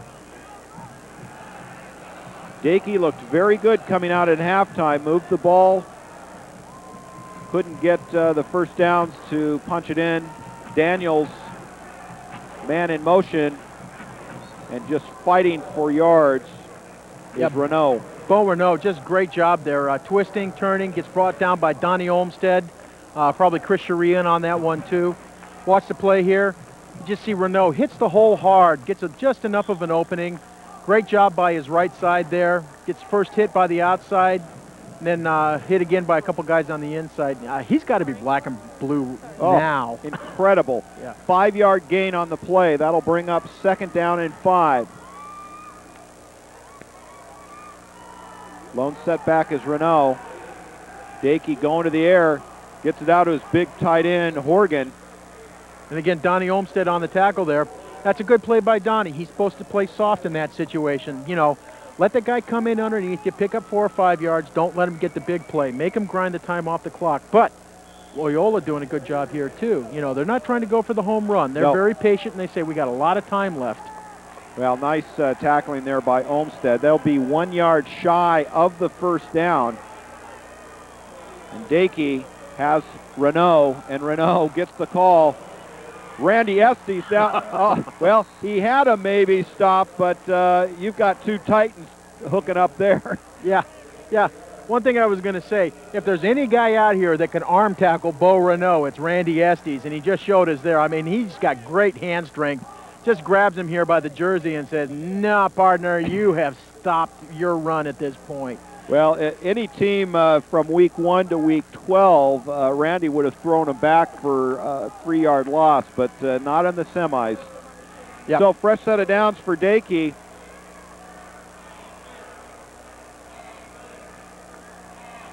Trips on the near side for the Cubs.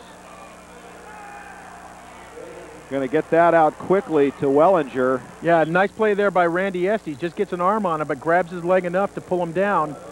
Maybe 2 or 3 yard gain. Wellinger limping just a little bit as he gets up. I tell you what, Fritz, I'm impressed right now. Coach Grady's doing a good job of mixing this up. Short plays, short runs, get Renault to the outside, hit the guys quick. You know, good sign of a great experienced coach. Well, and with 2nd down and 7, we are now under 5 minutes. Actually, we'll be under 4 minutes here in about 3 seconds in the third quarter. And boy, this is the game plan that Grady was drawing up, is to take time off the clock.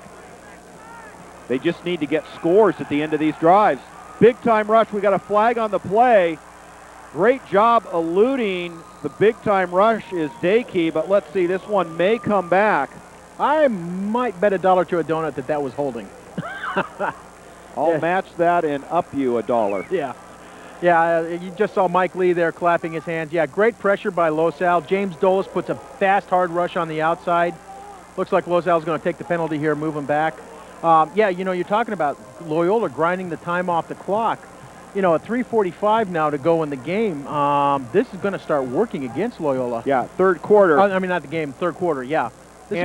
Well, and Ron, you know, we've always talked about, you know, a good running game and the effect that it has on the defense. I'm starting to see some of the Los Al players with their, you know, hands on their hips and so forth, and trying to take down Renault. You know, this is taking its toll on Los Al. Now, obviously, all this time that's been run off, and Loyola is now back at about the 19-yard line, but, you know, Los Alamitos has got to stay focused and wrap up. You don't want to give up a big play. Dakey rolling out. Good coverage downfield, and almost a sack and wrapping up there, number 92, Chris Cherie. So Dakey paying the price from that aggressive Los Alamitos defense. Yeah, and this is where I say, boy, great job by the Los Al secondary and great job by the whole Los Al defensive line. Watch the replay here. I mean, everybody comes after him hard. They just blow by their guys. There you see Filkins just bull rushing his guy. 92 Cherie's back there. Lee runs by him. Filkins comes in, almost grabs him up there. And then Cherie says, okay, that's it, I'm going to finish it. And I'll tell you what, as loose as Dakey was holding the ball there, I was looking for a fumble. Lucky he hung on to that one. Dakey going back to the air again. Lots of rush on. Gets it across the middle to his big tight end. Yeah, Horgan, boy, what a huge target there. I mean, a 6'7" guy. What a luxury to have a guy of that size out there to throw to. And Brandon Tripp does a nice job of covering up and bringing him down. But it's a punt situation again for Loyola, 4th and 5. Again, you got to say a lot of credit here to Los Al secondary. They're covering up these receivers. Well, and they're gang tackling. If one misses, you got someone there to follow up, both on Renault and we saw on Dakey with the big rush. So the dilemma now for Loyola, they're running the time off the clock. They're just not putting points on the board, and Andrew Carney's going to punt it away again. On the season, 57 is his long 32-yard average, and that will be down at the 31-yard line. So Los Alamitos and Jeff Klein will head on out and try and move this lead forward, 21-7. Boy, that was a great shot there, Fritz. You know, you talk about the Los Al players, a little bit of hands on hips. That was a guy who was thoroughly exhausted. And that was number 67, who's Adam Guerra, who was going both ways at the start of the game. Not anymore. Gets physical here in the semis. Klein fakes the handoff, going to get it out. Nice catch by Trudeau. Pulling it in, fingertip catch. Yeah, and that looked like that was number 12. Adam Gonzalez was on him there. You know, Kyle Trudeau, very quiet player. He plays that slot back position where really he does a lot of blocking for the other players, or he runs deception routes. And every game he gets one or two key passes, you know, that really do make a difference in the game. I mean, one of those guys, kind of the unsung heroes on the Griffins team this year. Well, he's got a 13-yard average.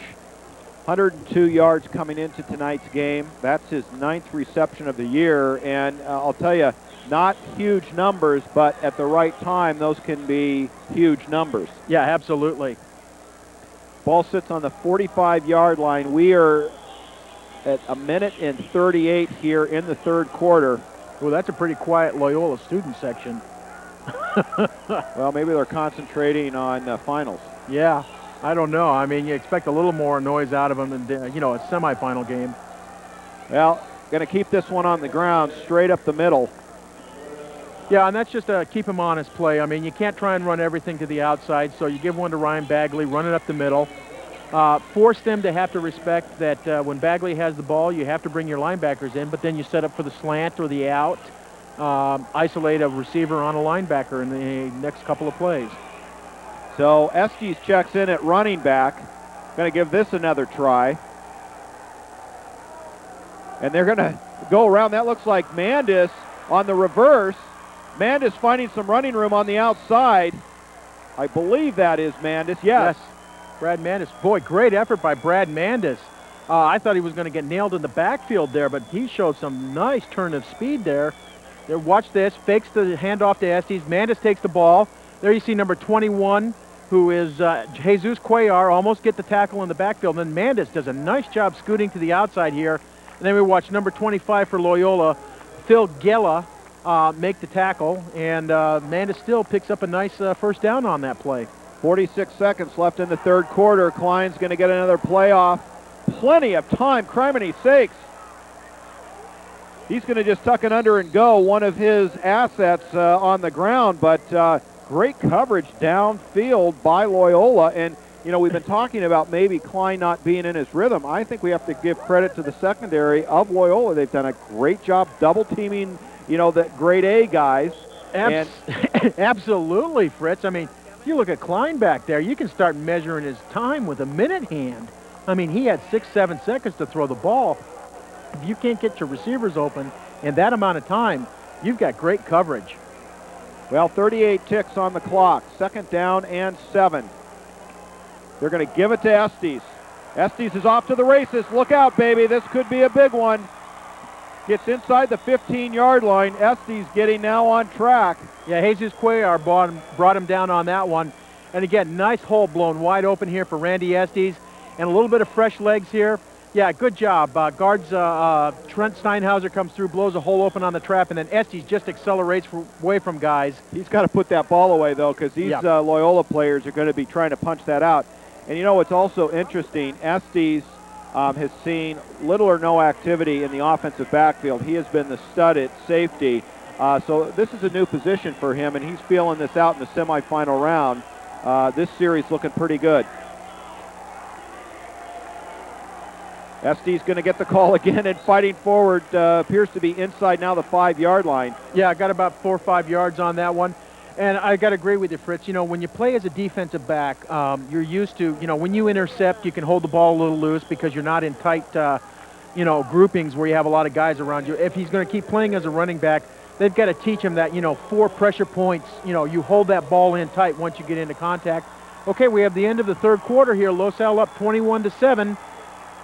And it's looking good for the Griffins right now. Well, inside the 5, and the momentum definitely in the favor of Los Alamitos. And for Loyola, the question is, we haven't seen it yet tonight, but can you move the ball quickly? You're 2 scores down, nearing 3 scores down, and you've had flashes of brilliance, but it's still a slow, grinded-out kind of drive, and they've ended a lot of those drives without any points.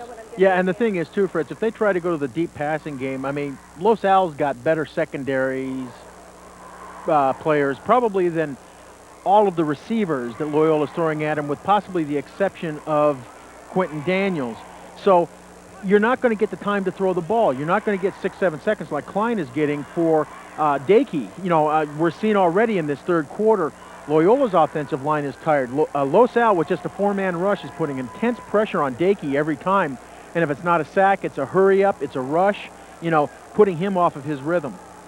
Well, Los Alamitos 12 minutes away from moving on to their first Division I championship game. And I don't think any of us would have drawn up the matchup, Mater Dei and Los Alamitos, way back when. Mater Dei had almost stumbled into the playoffs, and yet they are a team that lives and breathes in the playoffs, and they know how to win. They know how to play in the big games. Hey, this is right up the middle, draw play. Klein, there was no doubt about that one. Yeah, from the get-go, that was a draw play, and that's actually a nice little call there. I mean, it was 2nd and 5 on the 10-yard line. Great call there because no one was expecting it from the Loyola side. And I've got to say, Los Al is just grinding the ball out on this series. I mean, they're running big time off the clock, and they're just wearing out Loyola's defensive line. Starting to see a few pancake blocks out there on, Los Alamitos' part. Well, this is 3rd down and 2. Los Alamitos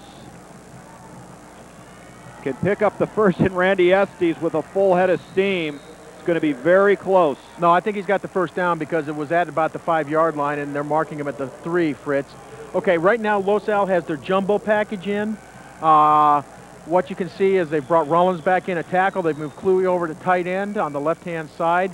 And a lot of beef. Boy, look there. Boy, that was great block. Daniel Espinoza, number 77. Great push and extension on the guy that he was blocking. Just cleared him out of the way. I mean, give a lot of credit to Los Al's O-line right now. They are making big holes for their guys. Well, that has been the foundation all year long. So with 10:55 left, ball on the 4-yard line, Los Alamitos threatening, and now the question is, and it looks like no doubt about that one. Yeah, hey, why don't you sell it a little bit, Yeah, at least point at someone. Yeah, I mean, I think it's Sunday when you go in and go mea culpa, Well, Loyola jumps across, violates the neutral zone, and so with only 4 yards to go for the touchdown, we will be moving the ball.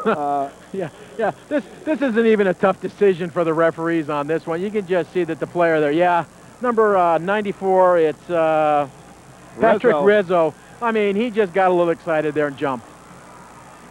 There you go. Estes goes over high and big-time hit. Oh, nice hit by number 24. Treson Bragg there. Randy Estes, I think, thought he would. No, they do. They call him over the end zone. Wow. He must have gotten the ball. I don't know about that. Let's take a look at that.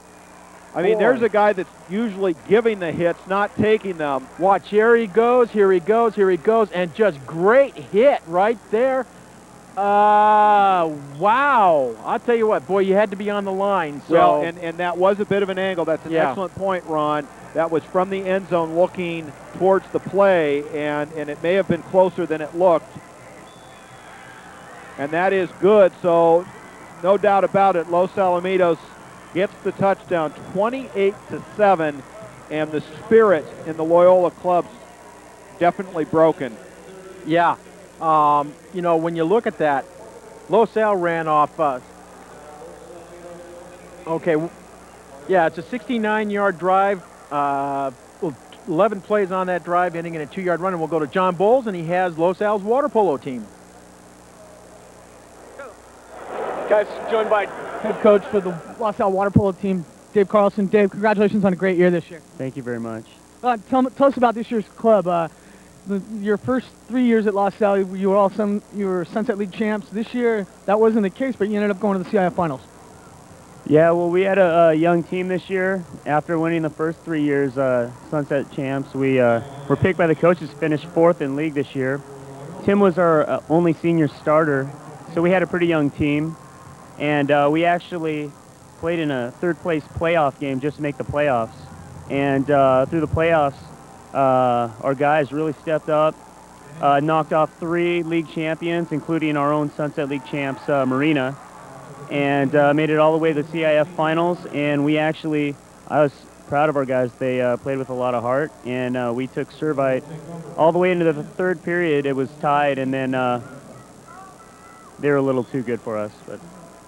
Well, as Dave said, only one returning senior this year, and that was this guy on my right, Tim Hutton, 89 goals this year. Talk about the year and talk about what it's been like to play for Coach Carlson. Well, I think it was pretty successful this year. We had a lot of young kids, but I'm proud of the way that they handled themselves. Yeah. You played in a special all-star tournament today. You're playing in another one next week. Why don't you tell the folks at home about those games? Yeah, I played in a game today at Tustin High School, and it was pretty much just all the. Yeah, I scored 1 goal. It was the all-team CIF seniors that just got together and played in an all-star game. It was really a lot of fun. And there's also going to be another game next Sunday that I'm going to be playing in at 10 o'clock, I believe, at Villa Park. All right. Yeah. Plans for college next year? I've been applying to a lot of different places, but I haven't gotten any returns yet. I do plan on playing water polo in college, and just going to see how things go. All right. Well, it's been a successful fall. As we mentioned, the girls volleyball, boys water polo. Also, Gianna Ferretti won CIF girls individual championship in girls tennis.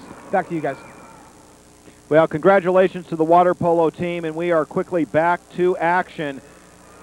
Quentin Daniels took that ball on the kickoff, and Dakey lucky to get this ball back as he almost threw it in the hands of Dan Dykes. Yeah, that's 3 times tonight that Dykes has almost had interception. Now here again you see Bo Renault, but Joe Flores, great job. Fills the hole there. Then you have Mike Lee, Cherie, Dolis, Greg Johnson. About half the team hitting him again. And I've got to say, nice coverage by the kickoff coverage team also. I mean, stop Quentin Daniels on the 16-yard line on that kickoff. Well, if you're Loyola, you've got to start being concerned about the time. 9:37 left in this contest. You go home, no playing next week, and you start to see him pushing it down the field. And we've been talking about, my God, he threw that into 4 deep coverage, and we obviously understand what Dakey's trying to accomplish. They had a great series down here where they were using the short stuff, but they didn't hit pay dirt. So now I would have to say Dakey is actually playing right into Los Alamitos' hands. Yeah, and this is what Coach Barnes wanted. There you see Dakey trying to go for Quentin Daniels. I mean, that's his big go-to guy. But you know what happens here is that when you get a team where they have to now score quick, they can't go on their game plan, you put them out of their game plan into your game plan. Bo Renault, 19 carries, 43 yards. This is huge for Los Al to stop Bo Renault with only 43 yards in this game. He's been averaging 150 on the season. Andrew Carney kicks it away to somewhere. We're trying to figure out where that ball went because the camera sure didn't follow it. Well, no, we were checking to make sure the foul pole was still there, and it is there. So, Los Alamitos will get another opportunity.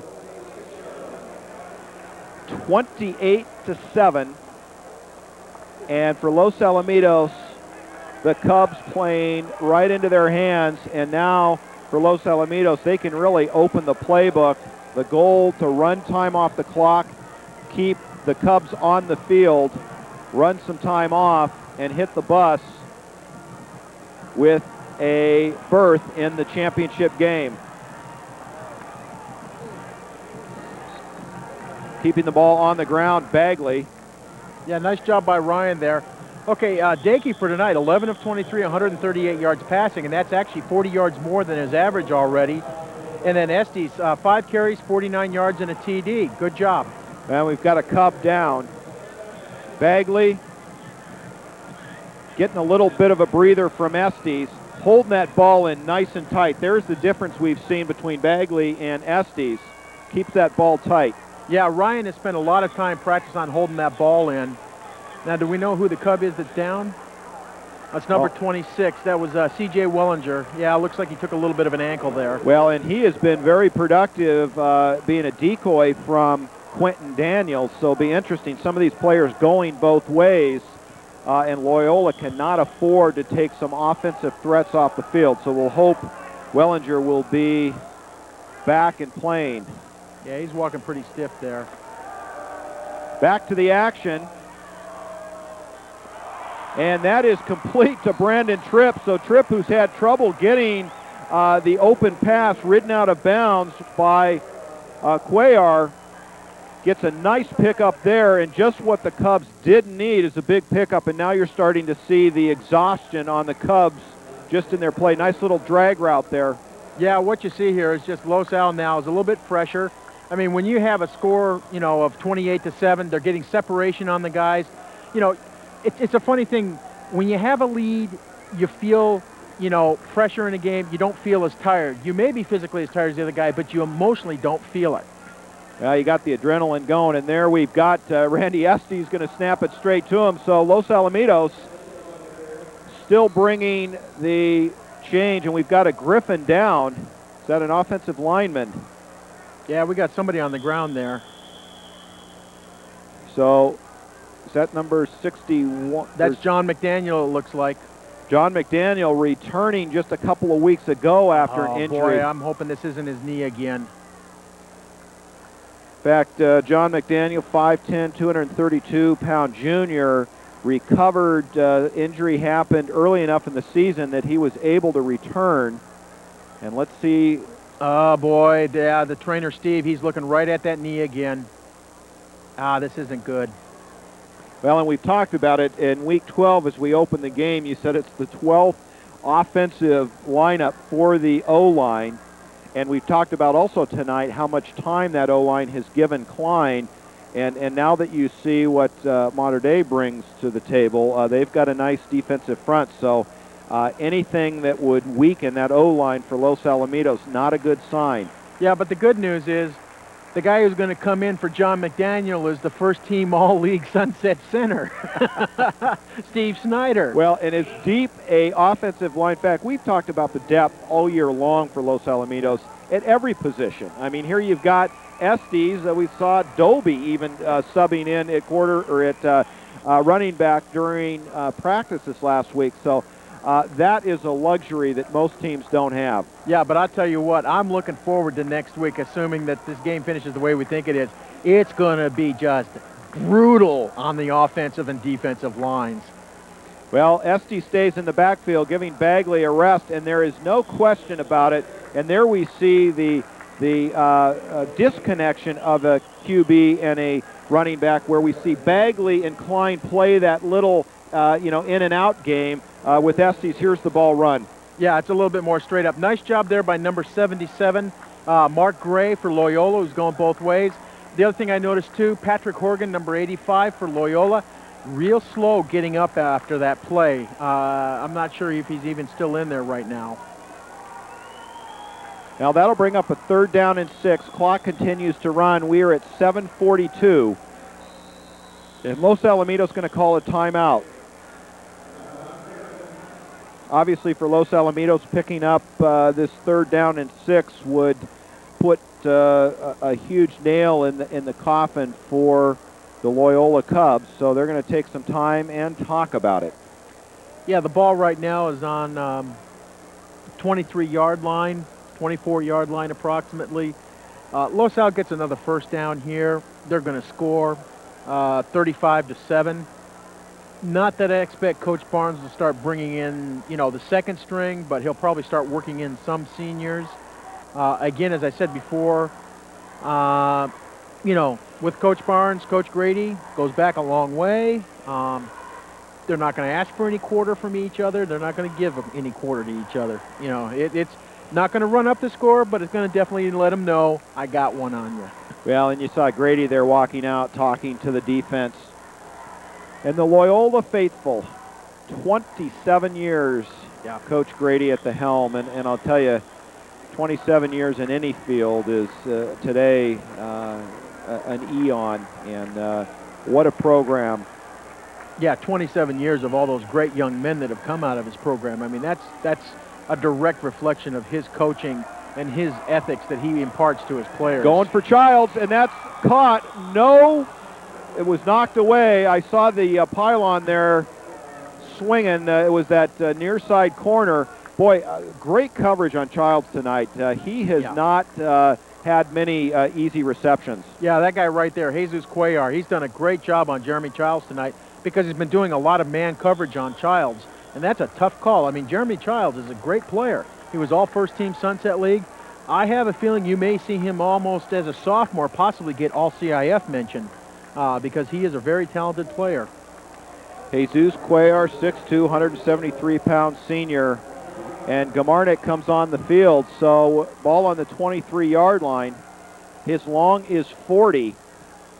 Got a good kick up there. And that is good. Wow. So Gamarnik punches it through. Boy, punches it through isn't the word for it, Fritz. I mean, that was a boom. Well, and you could tell right off the tee that thing had enough momentum. So Los Alamitos 31, Loyola 7. Los Alamitos accomplishes running time off the clock and put some points on the board, edging that lead out just a little bit further with 7:28 left here in this semifinal game. Yeah, what's interesting to note right now, it's 31-7 Los Al. That was a 52-yard drive for the field goal, 7 plays. Los Al this half, 4 times they've had the ball, punt, TD, TD, field goal. Loyola, 3 times they've had the ball, punt, punt, punt. That almost sounded like a nursery rhyme. It did something, didn't it? Yeah. All I'm going to say is that if all you've got on your side is that you're just punting the ball, you know, doesn't take a rocket scientist to figure out you're not going to win the game. Well, to the credit of Loyola, and I spoke with Coach Grady a couple of days ago as we see back Quentin Daniels and Treson Bragg. He said, we know that Los Alamitos, Quentin Daniels tries to keep that from going into the end zone. We know that Los Alamitos has big playmakers. We can't give up the big play, and to their credit, they haven't. No. But Los Alamitos has used all their weapons. They've moved the ball. And Coach Grady, it was interesting. He felt like he needed to put up anywhere from 21 to 28 points to be successful.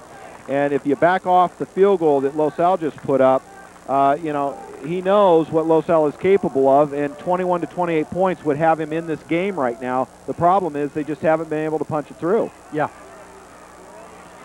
So the Cubs bring it to the line. From the shotgun is Dakey, and he will go downfield often, and that, oh man, I thought that was going to be picked off. Intended for number 82, and that is Arrow, John Arrow, and that was the first time we've seen him in the game, and he quickly checks out. And it looked like, we didn't get the camera angle on that, but it looked like he was open. Yeah, he was open, just overthrown, and I think Daniel Dykes had almost his fourth opportunity to make a interception. You know, one thing that's also interesting, Fritz, is that in 4 times of having the ball this half, Loyola's received the ball in their 14, their 20, their 16, and their 20. I mean, they're starting deep every single time. Well, that'll bring up 2nd down and 10. Dakey gives it to Renault, and flags are flying everywhere. Yeah, I'm going to have a feeling that's too many guys in motion on that one.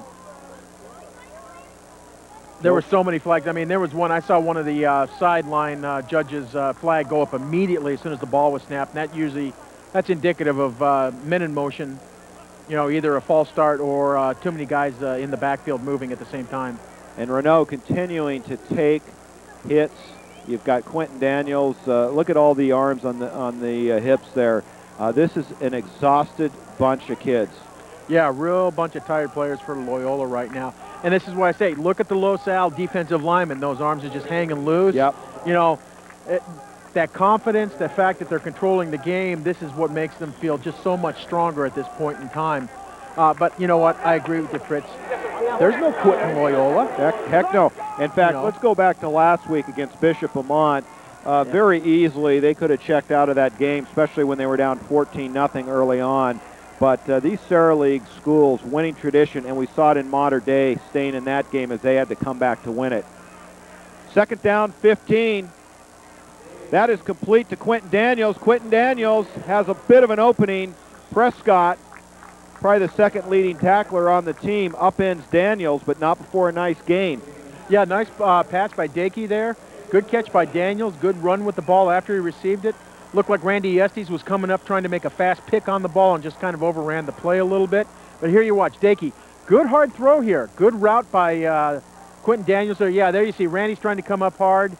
Boy, once again, Antoine Cason on the ground. You know, I've got a feeling that the equipment manager is going to look at Antoine's shoes and replace some spikes on those. Well, and that one in the dirt intended for Daniels. Last week, Loyola matched up against St. John Bosco for the 2nd time this year. Bosco got the best of Loyola during league. In fact, St. John Bosco won the league. But revenge is sweet. The final last week, 38-8.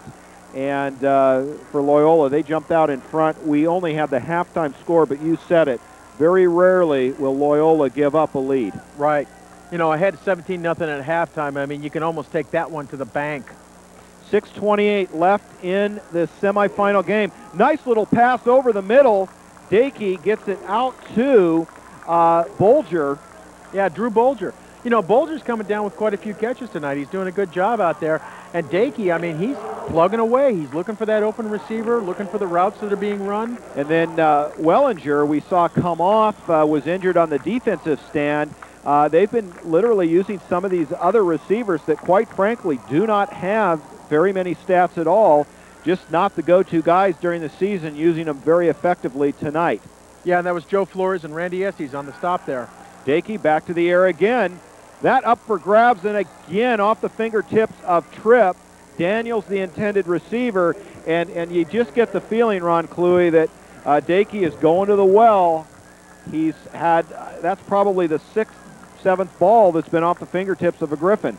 Yeah, he has to. He has no choice here. I mean, 5:58 left in the game. They're down by 24 points. He has no option here but to try to go deep. Boy, Brandon Tripp almost comes down with that ball. Great job by Brandon there just to get in position.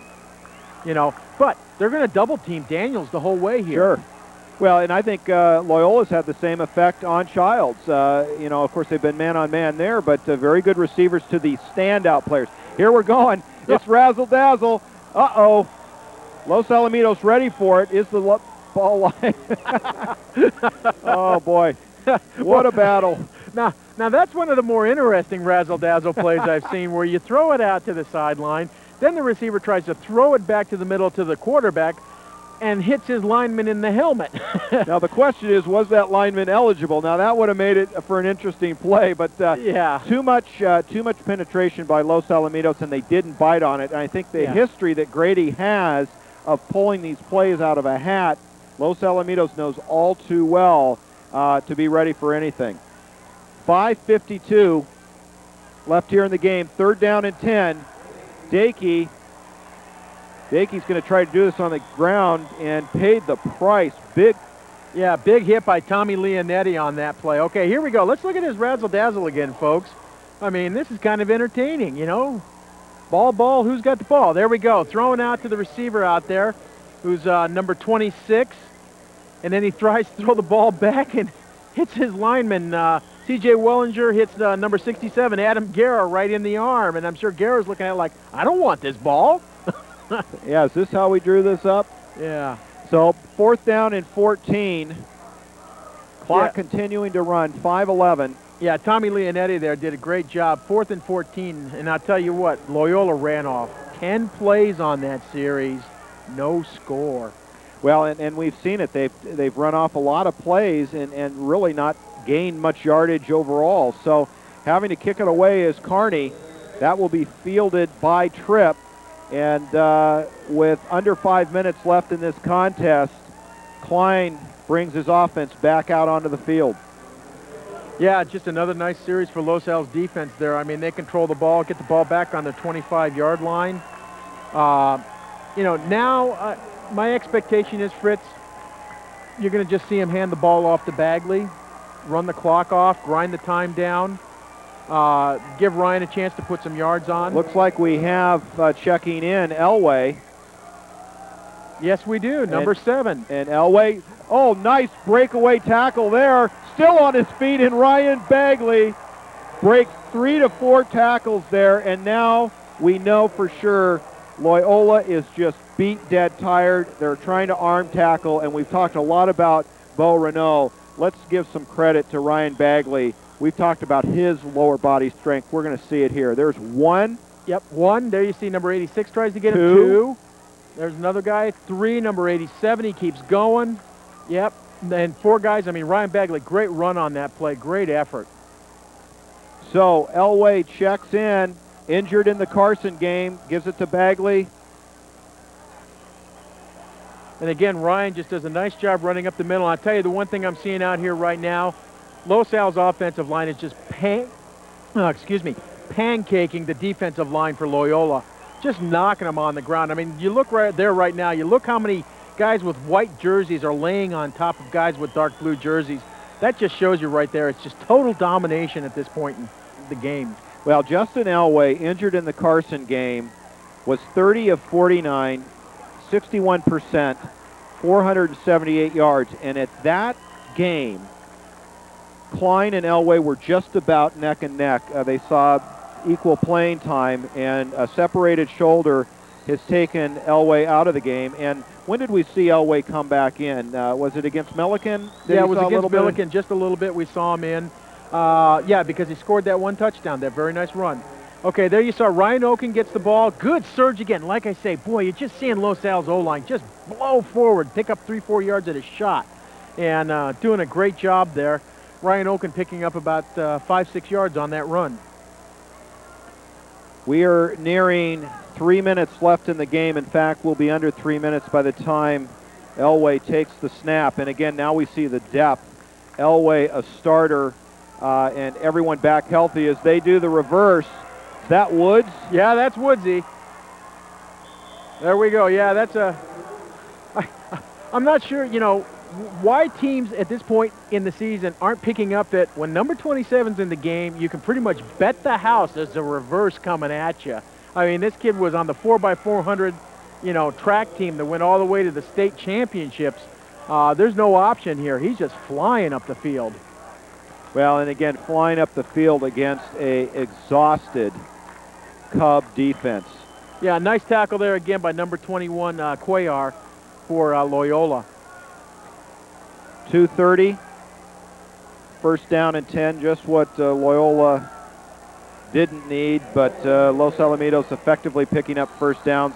Starting to see some substitutions in, getting some of these starters out. The last thing you'd want is injuries on either team, but for Los Alamitos, who will move on to the Division I final, you don't want to get an injury late. Yeah, what I'm seeing is they're starting to bring in receivers. They're keeping the O-line in front to protect the quarterback and that. But again, it's the depth of Los Al. You're making yards, bringing in, your second-team skill players, basically. Although I'll say in the case of Elway, I mean, this guy's a first-string quarterback all the way. It's just unfortunate he was injured. But, boy, what an option for Los Al to have a guy of that caliber there, just in case if anything were to ever happen to Jeff Klein. Ryan Oken goes straight up the middle, 214-pound senior running back. Yeah, and Ryan Oken, really, he's built more like your prototypical fullback. Ryan's just been a gamer all through the 4 years he's been at Los Al, worked hard, practiced hard, just waited his time to get in and get his opportunities. And, just another one of those great kids out there that you really enjoy being around. Well, he laid a big-time hit on number 87, Marcus Wade, which I'm sure the last thing Wade needed here after a physical game is to have a fresh set of legs run right into you. We're nearing 1 minute left as Justin is going to tuck it under, and he's going to get some grass stains. Yeah, number 24 there, Trayson Bragg makes the tackle. And, we got a little moment. Want to say once again, thank you to McKenna Automobile for all of their sponsorship of Los Al football this year. Made it possible for us to broadcast these games and bring them to all you folks at home. And, we really want to thank them again for all the sponsorship and support that they gave us throughout the season. Well, and let's also thank Gil Gonzalez handling our stats tonight, and Steve Leitner, our spotter, under some adverse situations here where we've tried to broadcast this game and pick up a feed, and there you see it. Jimmy Barnes even gets in. Yeah, Jimmy Barnes, there's Josh Jones. Yeah, now we're starting to see, we're getting some of the JV players in here at this point in time. You know what, this is great. I mean, here you are, you're in the Big Ed, you're a JV player. They had no expectation they're going to come in this game, and I mean, this is going to last them for the whole season until they're ready to play again next year. Well, this should be the last play. Barnes is going to take a knee, and Los Alamitos victorious at Edison International Field. The final score, 31-7. Los Alamitos will move on and face the Mater Dei Monarchs, and they will extend to 12-0-1 for Loyola. They will end the season at 9-4. And there you see the congratulations, a hard-fought battle. The coaches, lots of respect. And Los Alamitos comes into Edison Field, a field that they had, quite frankly, had quite a bit of bad luck in the past, and walk out of here with a fairly convincing victory. And I would say the only downside to this is how is John McDaniel? Is he injured again? And we will try to get some information on that and get it to you. We're going to step aside for a quick moment. The final score, 31-7. We'll be right back with post-game thoughts.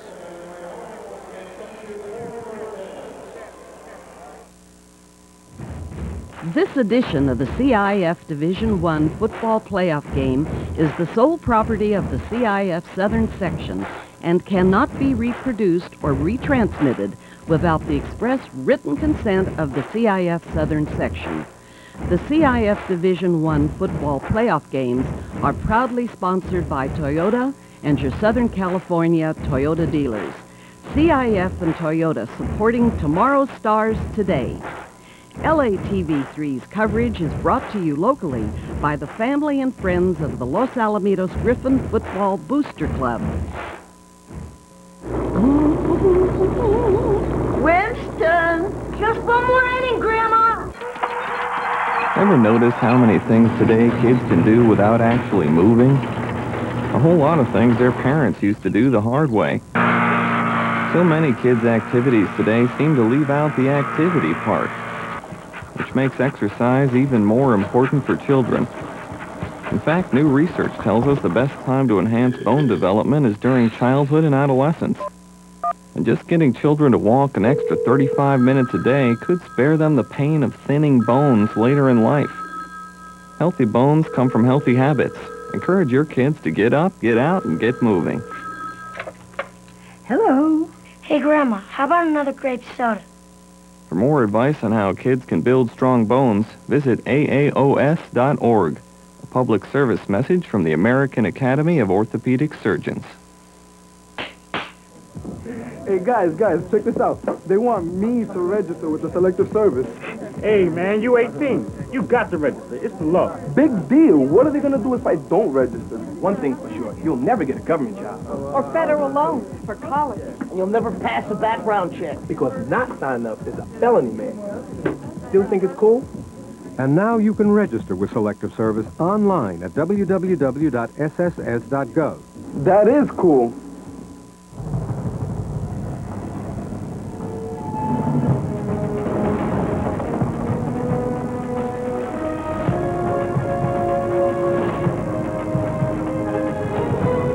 The passage is intense, but if you complete the journey, you will find your destiny among the world's greatest warriors.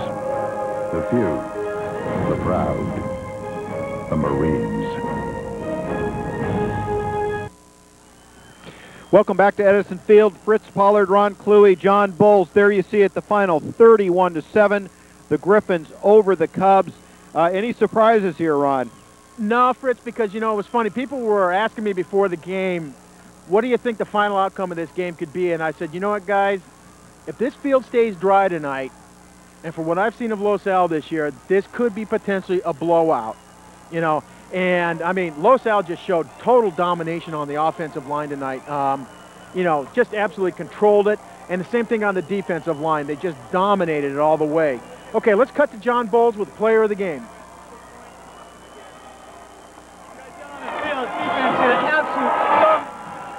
I'm here with two of the guys from that defense.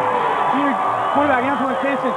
Antoine, what are the coaches trying to tell you this week in practice to get you ready for tonight's game? Well, the coaches just told us to play real physical football and cover their good receiver. Their good receiver was number 19, and we knew we had to contain him all game. They also had a great running back in Bo Renaud, which he proved to us that he can really run. So the coaches told the D-line they had to play the toughest game.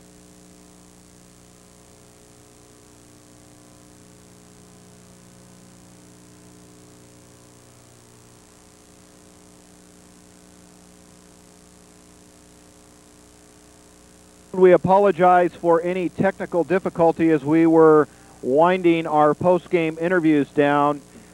For Fritz Pollard, Ron Cluey, and John Bowles, we would like to say thank you for tuning in. Hopefully this was exciting for you. You see the final score there, 31-7. Next week,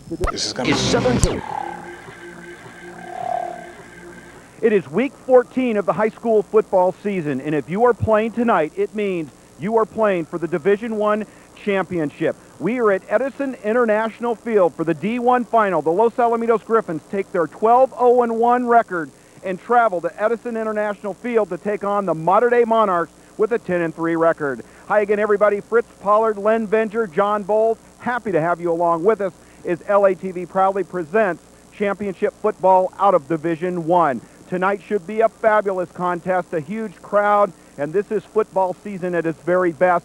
And Len Venger for the Los Alamitos Griffins, 12-0-1. and you look at them and you say, finally, they made it to the finals. Well, it's about time. The Griffins have Division III championships. They have Division II championships. This is their 9th year in Division I, and finally, the Griffins have gotten past the semifinals and into the finals. In the previous 8 years, the Griffins reached the semifinals 5 times, and they lost all 5 of those games, including against Mater Dei. Now, finally, in the 9th year, they defeated Loyola in the semifinals, and they have made the final. Maybe the stars are finally in the right alignment for the Los Alamitos Griffins. They come into the game undefeated. They are playing Mater Dei and not Long Beach Poly. They are healthy, and they're ready to go. They're led by Jeff Klein, their quarterback, who can hand the ball off to Ryan Bagley, who's got over 1,200 yards, or Klein can run the ball himself, or he can pass to Childs, or to Tripp, or to Mandis. So the Griffins really have tremendous threats on offense. The defense is solid and healthy. The special teams are solid all year long, and they're healthy. I'd have to say, Fritz, this is the best chance ever for the Los Alamitos Griffins. The bottom line is, when you finally get to the final, there's no point in being there unless you win the football game. Well, and if you look at the game against Loyola, 31-7, the final, Los Alamitos blew out Loyola, sets them up for this game with a lot of confidence. Now, on the other side of the ball, it's a Mater Dei Los Al matchup, and in the past, Los Al's been the underdog. You could say maybe the shoe's on the other foot. You could, exactly, especially after the performances we saw between the 4 schools last Saturday, Fritz. Los Al was simply the most dominating team on the field both games last week. They are the favorite tonight, undoubtedly. The key here, Mater Dei's running back, Rafael Rice, 20 touchdowns. He's their key guy on offense. He was a backup running back at Loyola behind Bo Renault. He transferred out of Loyola because he couldn't get the starting job. So now, basically, you're going against Loyola's backup running back in Renault. I really think the Griffins have just so many advantages tonight. The one thing that is going to be key is coaching. Bruce Rollinson from Mater Dei is a genius. Not only that, his defensive back coach is a guy by the name of Tim Richmond, who 2 years ago was the defensive back coach at Long Beach Poly. He knows how to thwart Mater Dei. He knows how to thwart Los Al. He knows how to play defense. Coaching is going to be the biggest key. Coach Barnes has talked about staying balanced all week. I don't think that's the key. I think you need to stay up in the air. Go after him up top. Get a big lead and try and beat him up with the run later in the game. Folks, I'm wearing the red. It's not for Mater Dei. It's because we're here at Anaheim Stadium. You got to feel the red. You got to feel the power. I'm going to break into a little Rex Hudler here if I keep up. But it's going to be a great game tonight. Hold on to your hats. Mater Dei is going to come ready to play, and don't think this is going to be an easy one at all tonight. Well, it should be a classic matchup. Los Al Mater Dei always is. We're going to take our seats upstairs. When we return, the Griffins and the Monarchs going to get it teed up here at Edison International Field. We'll be right back.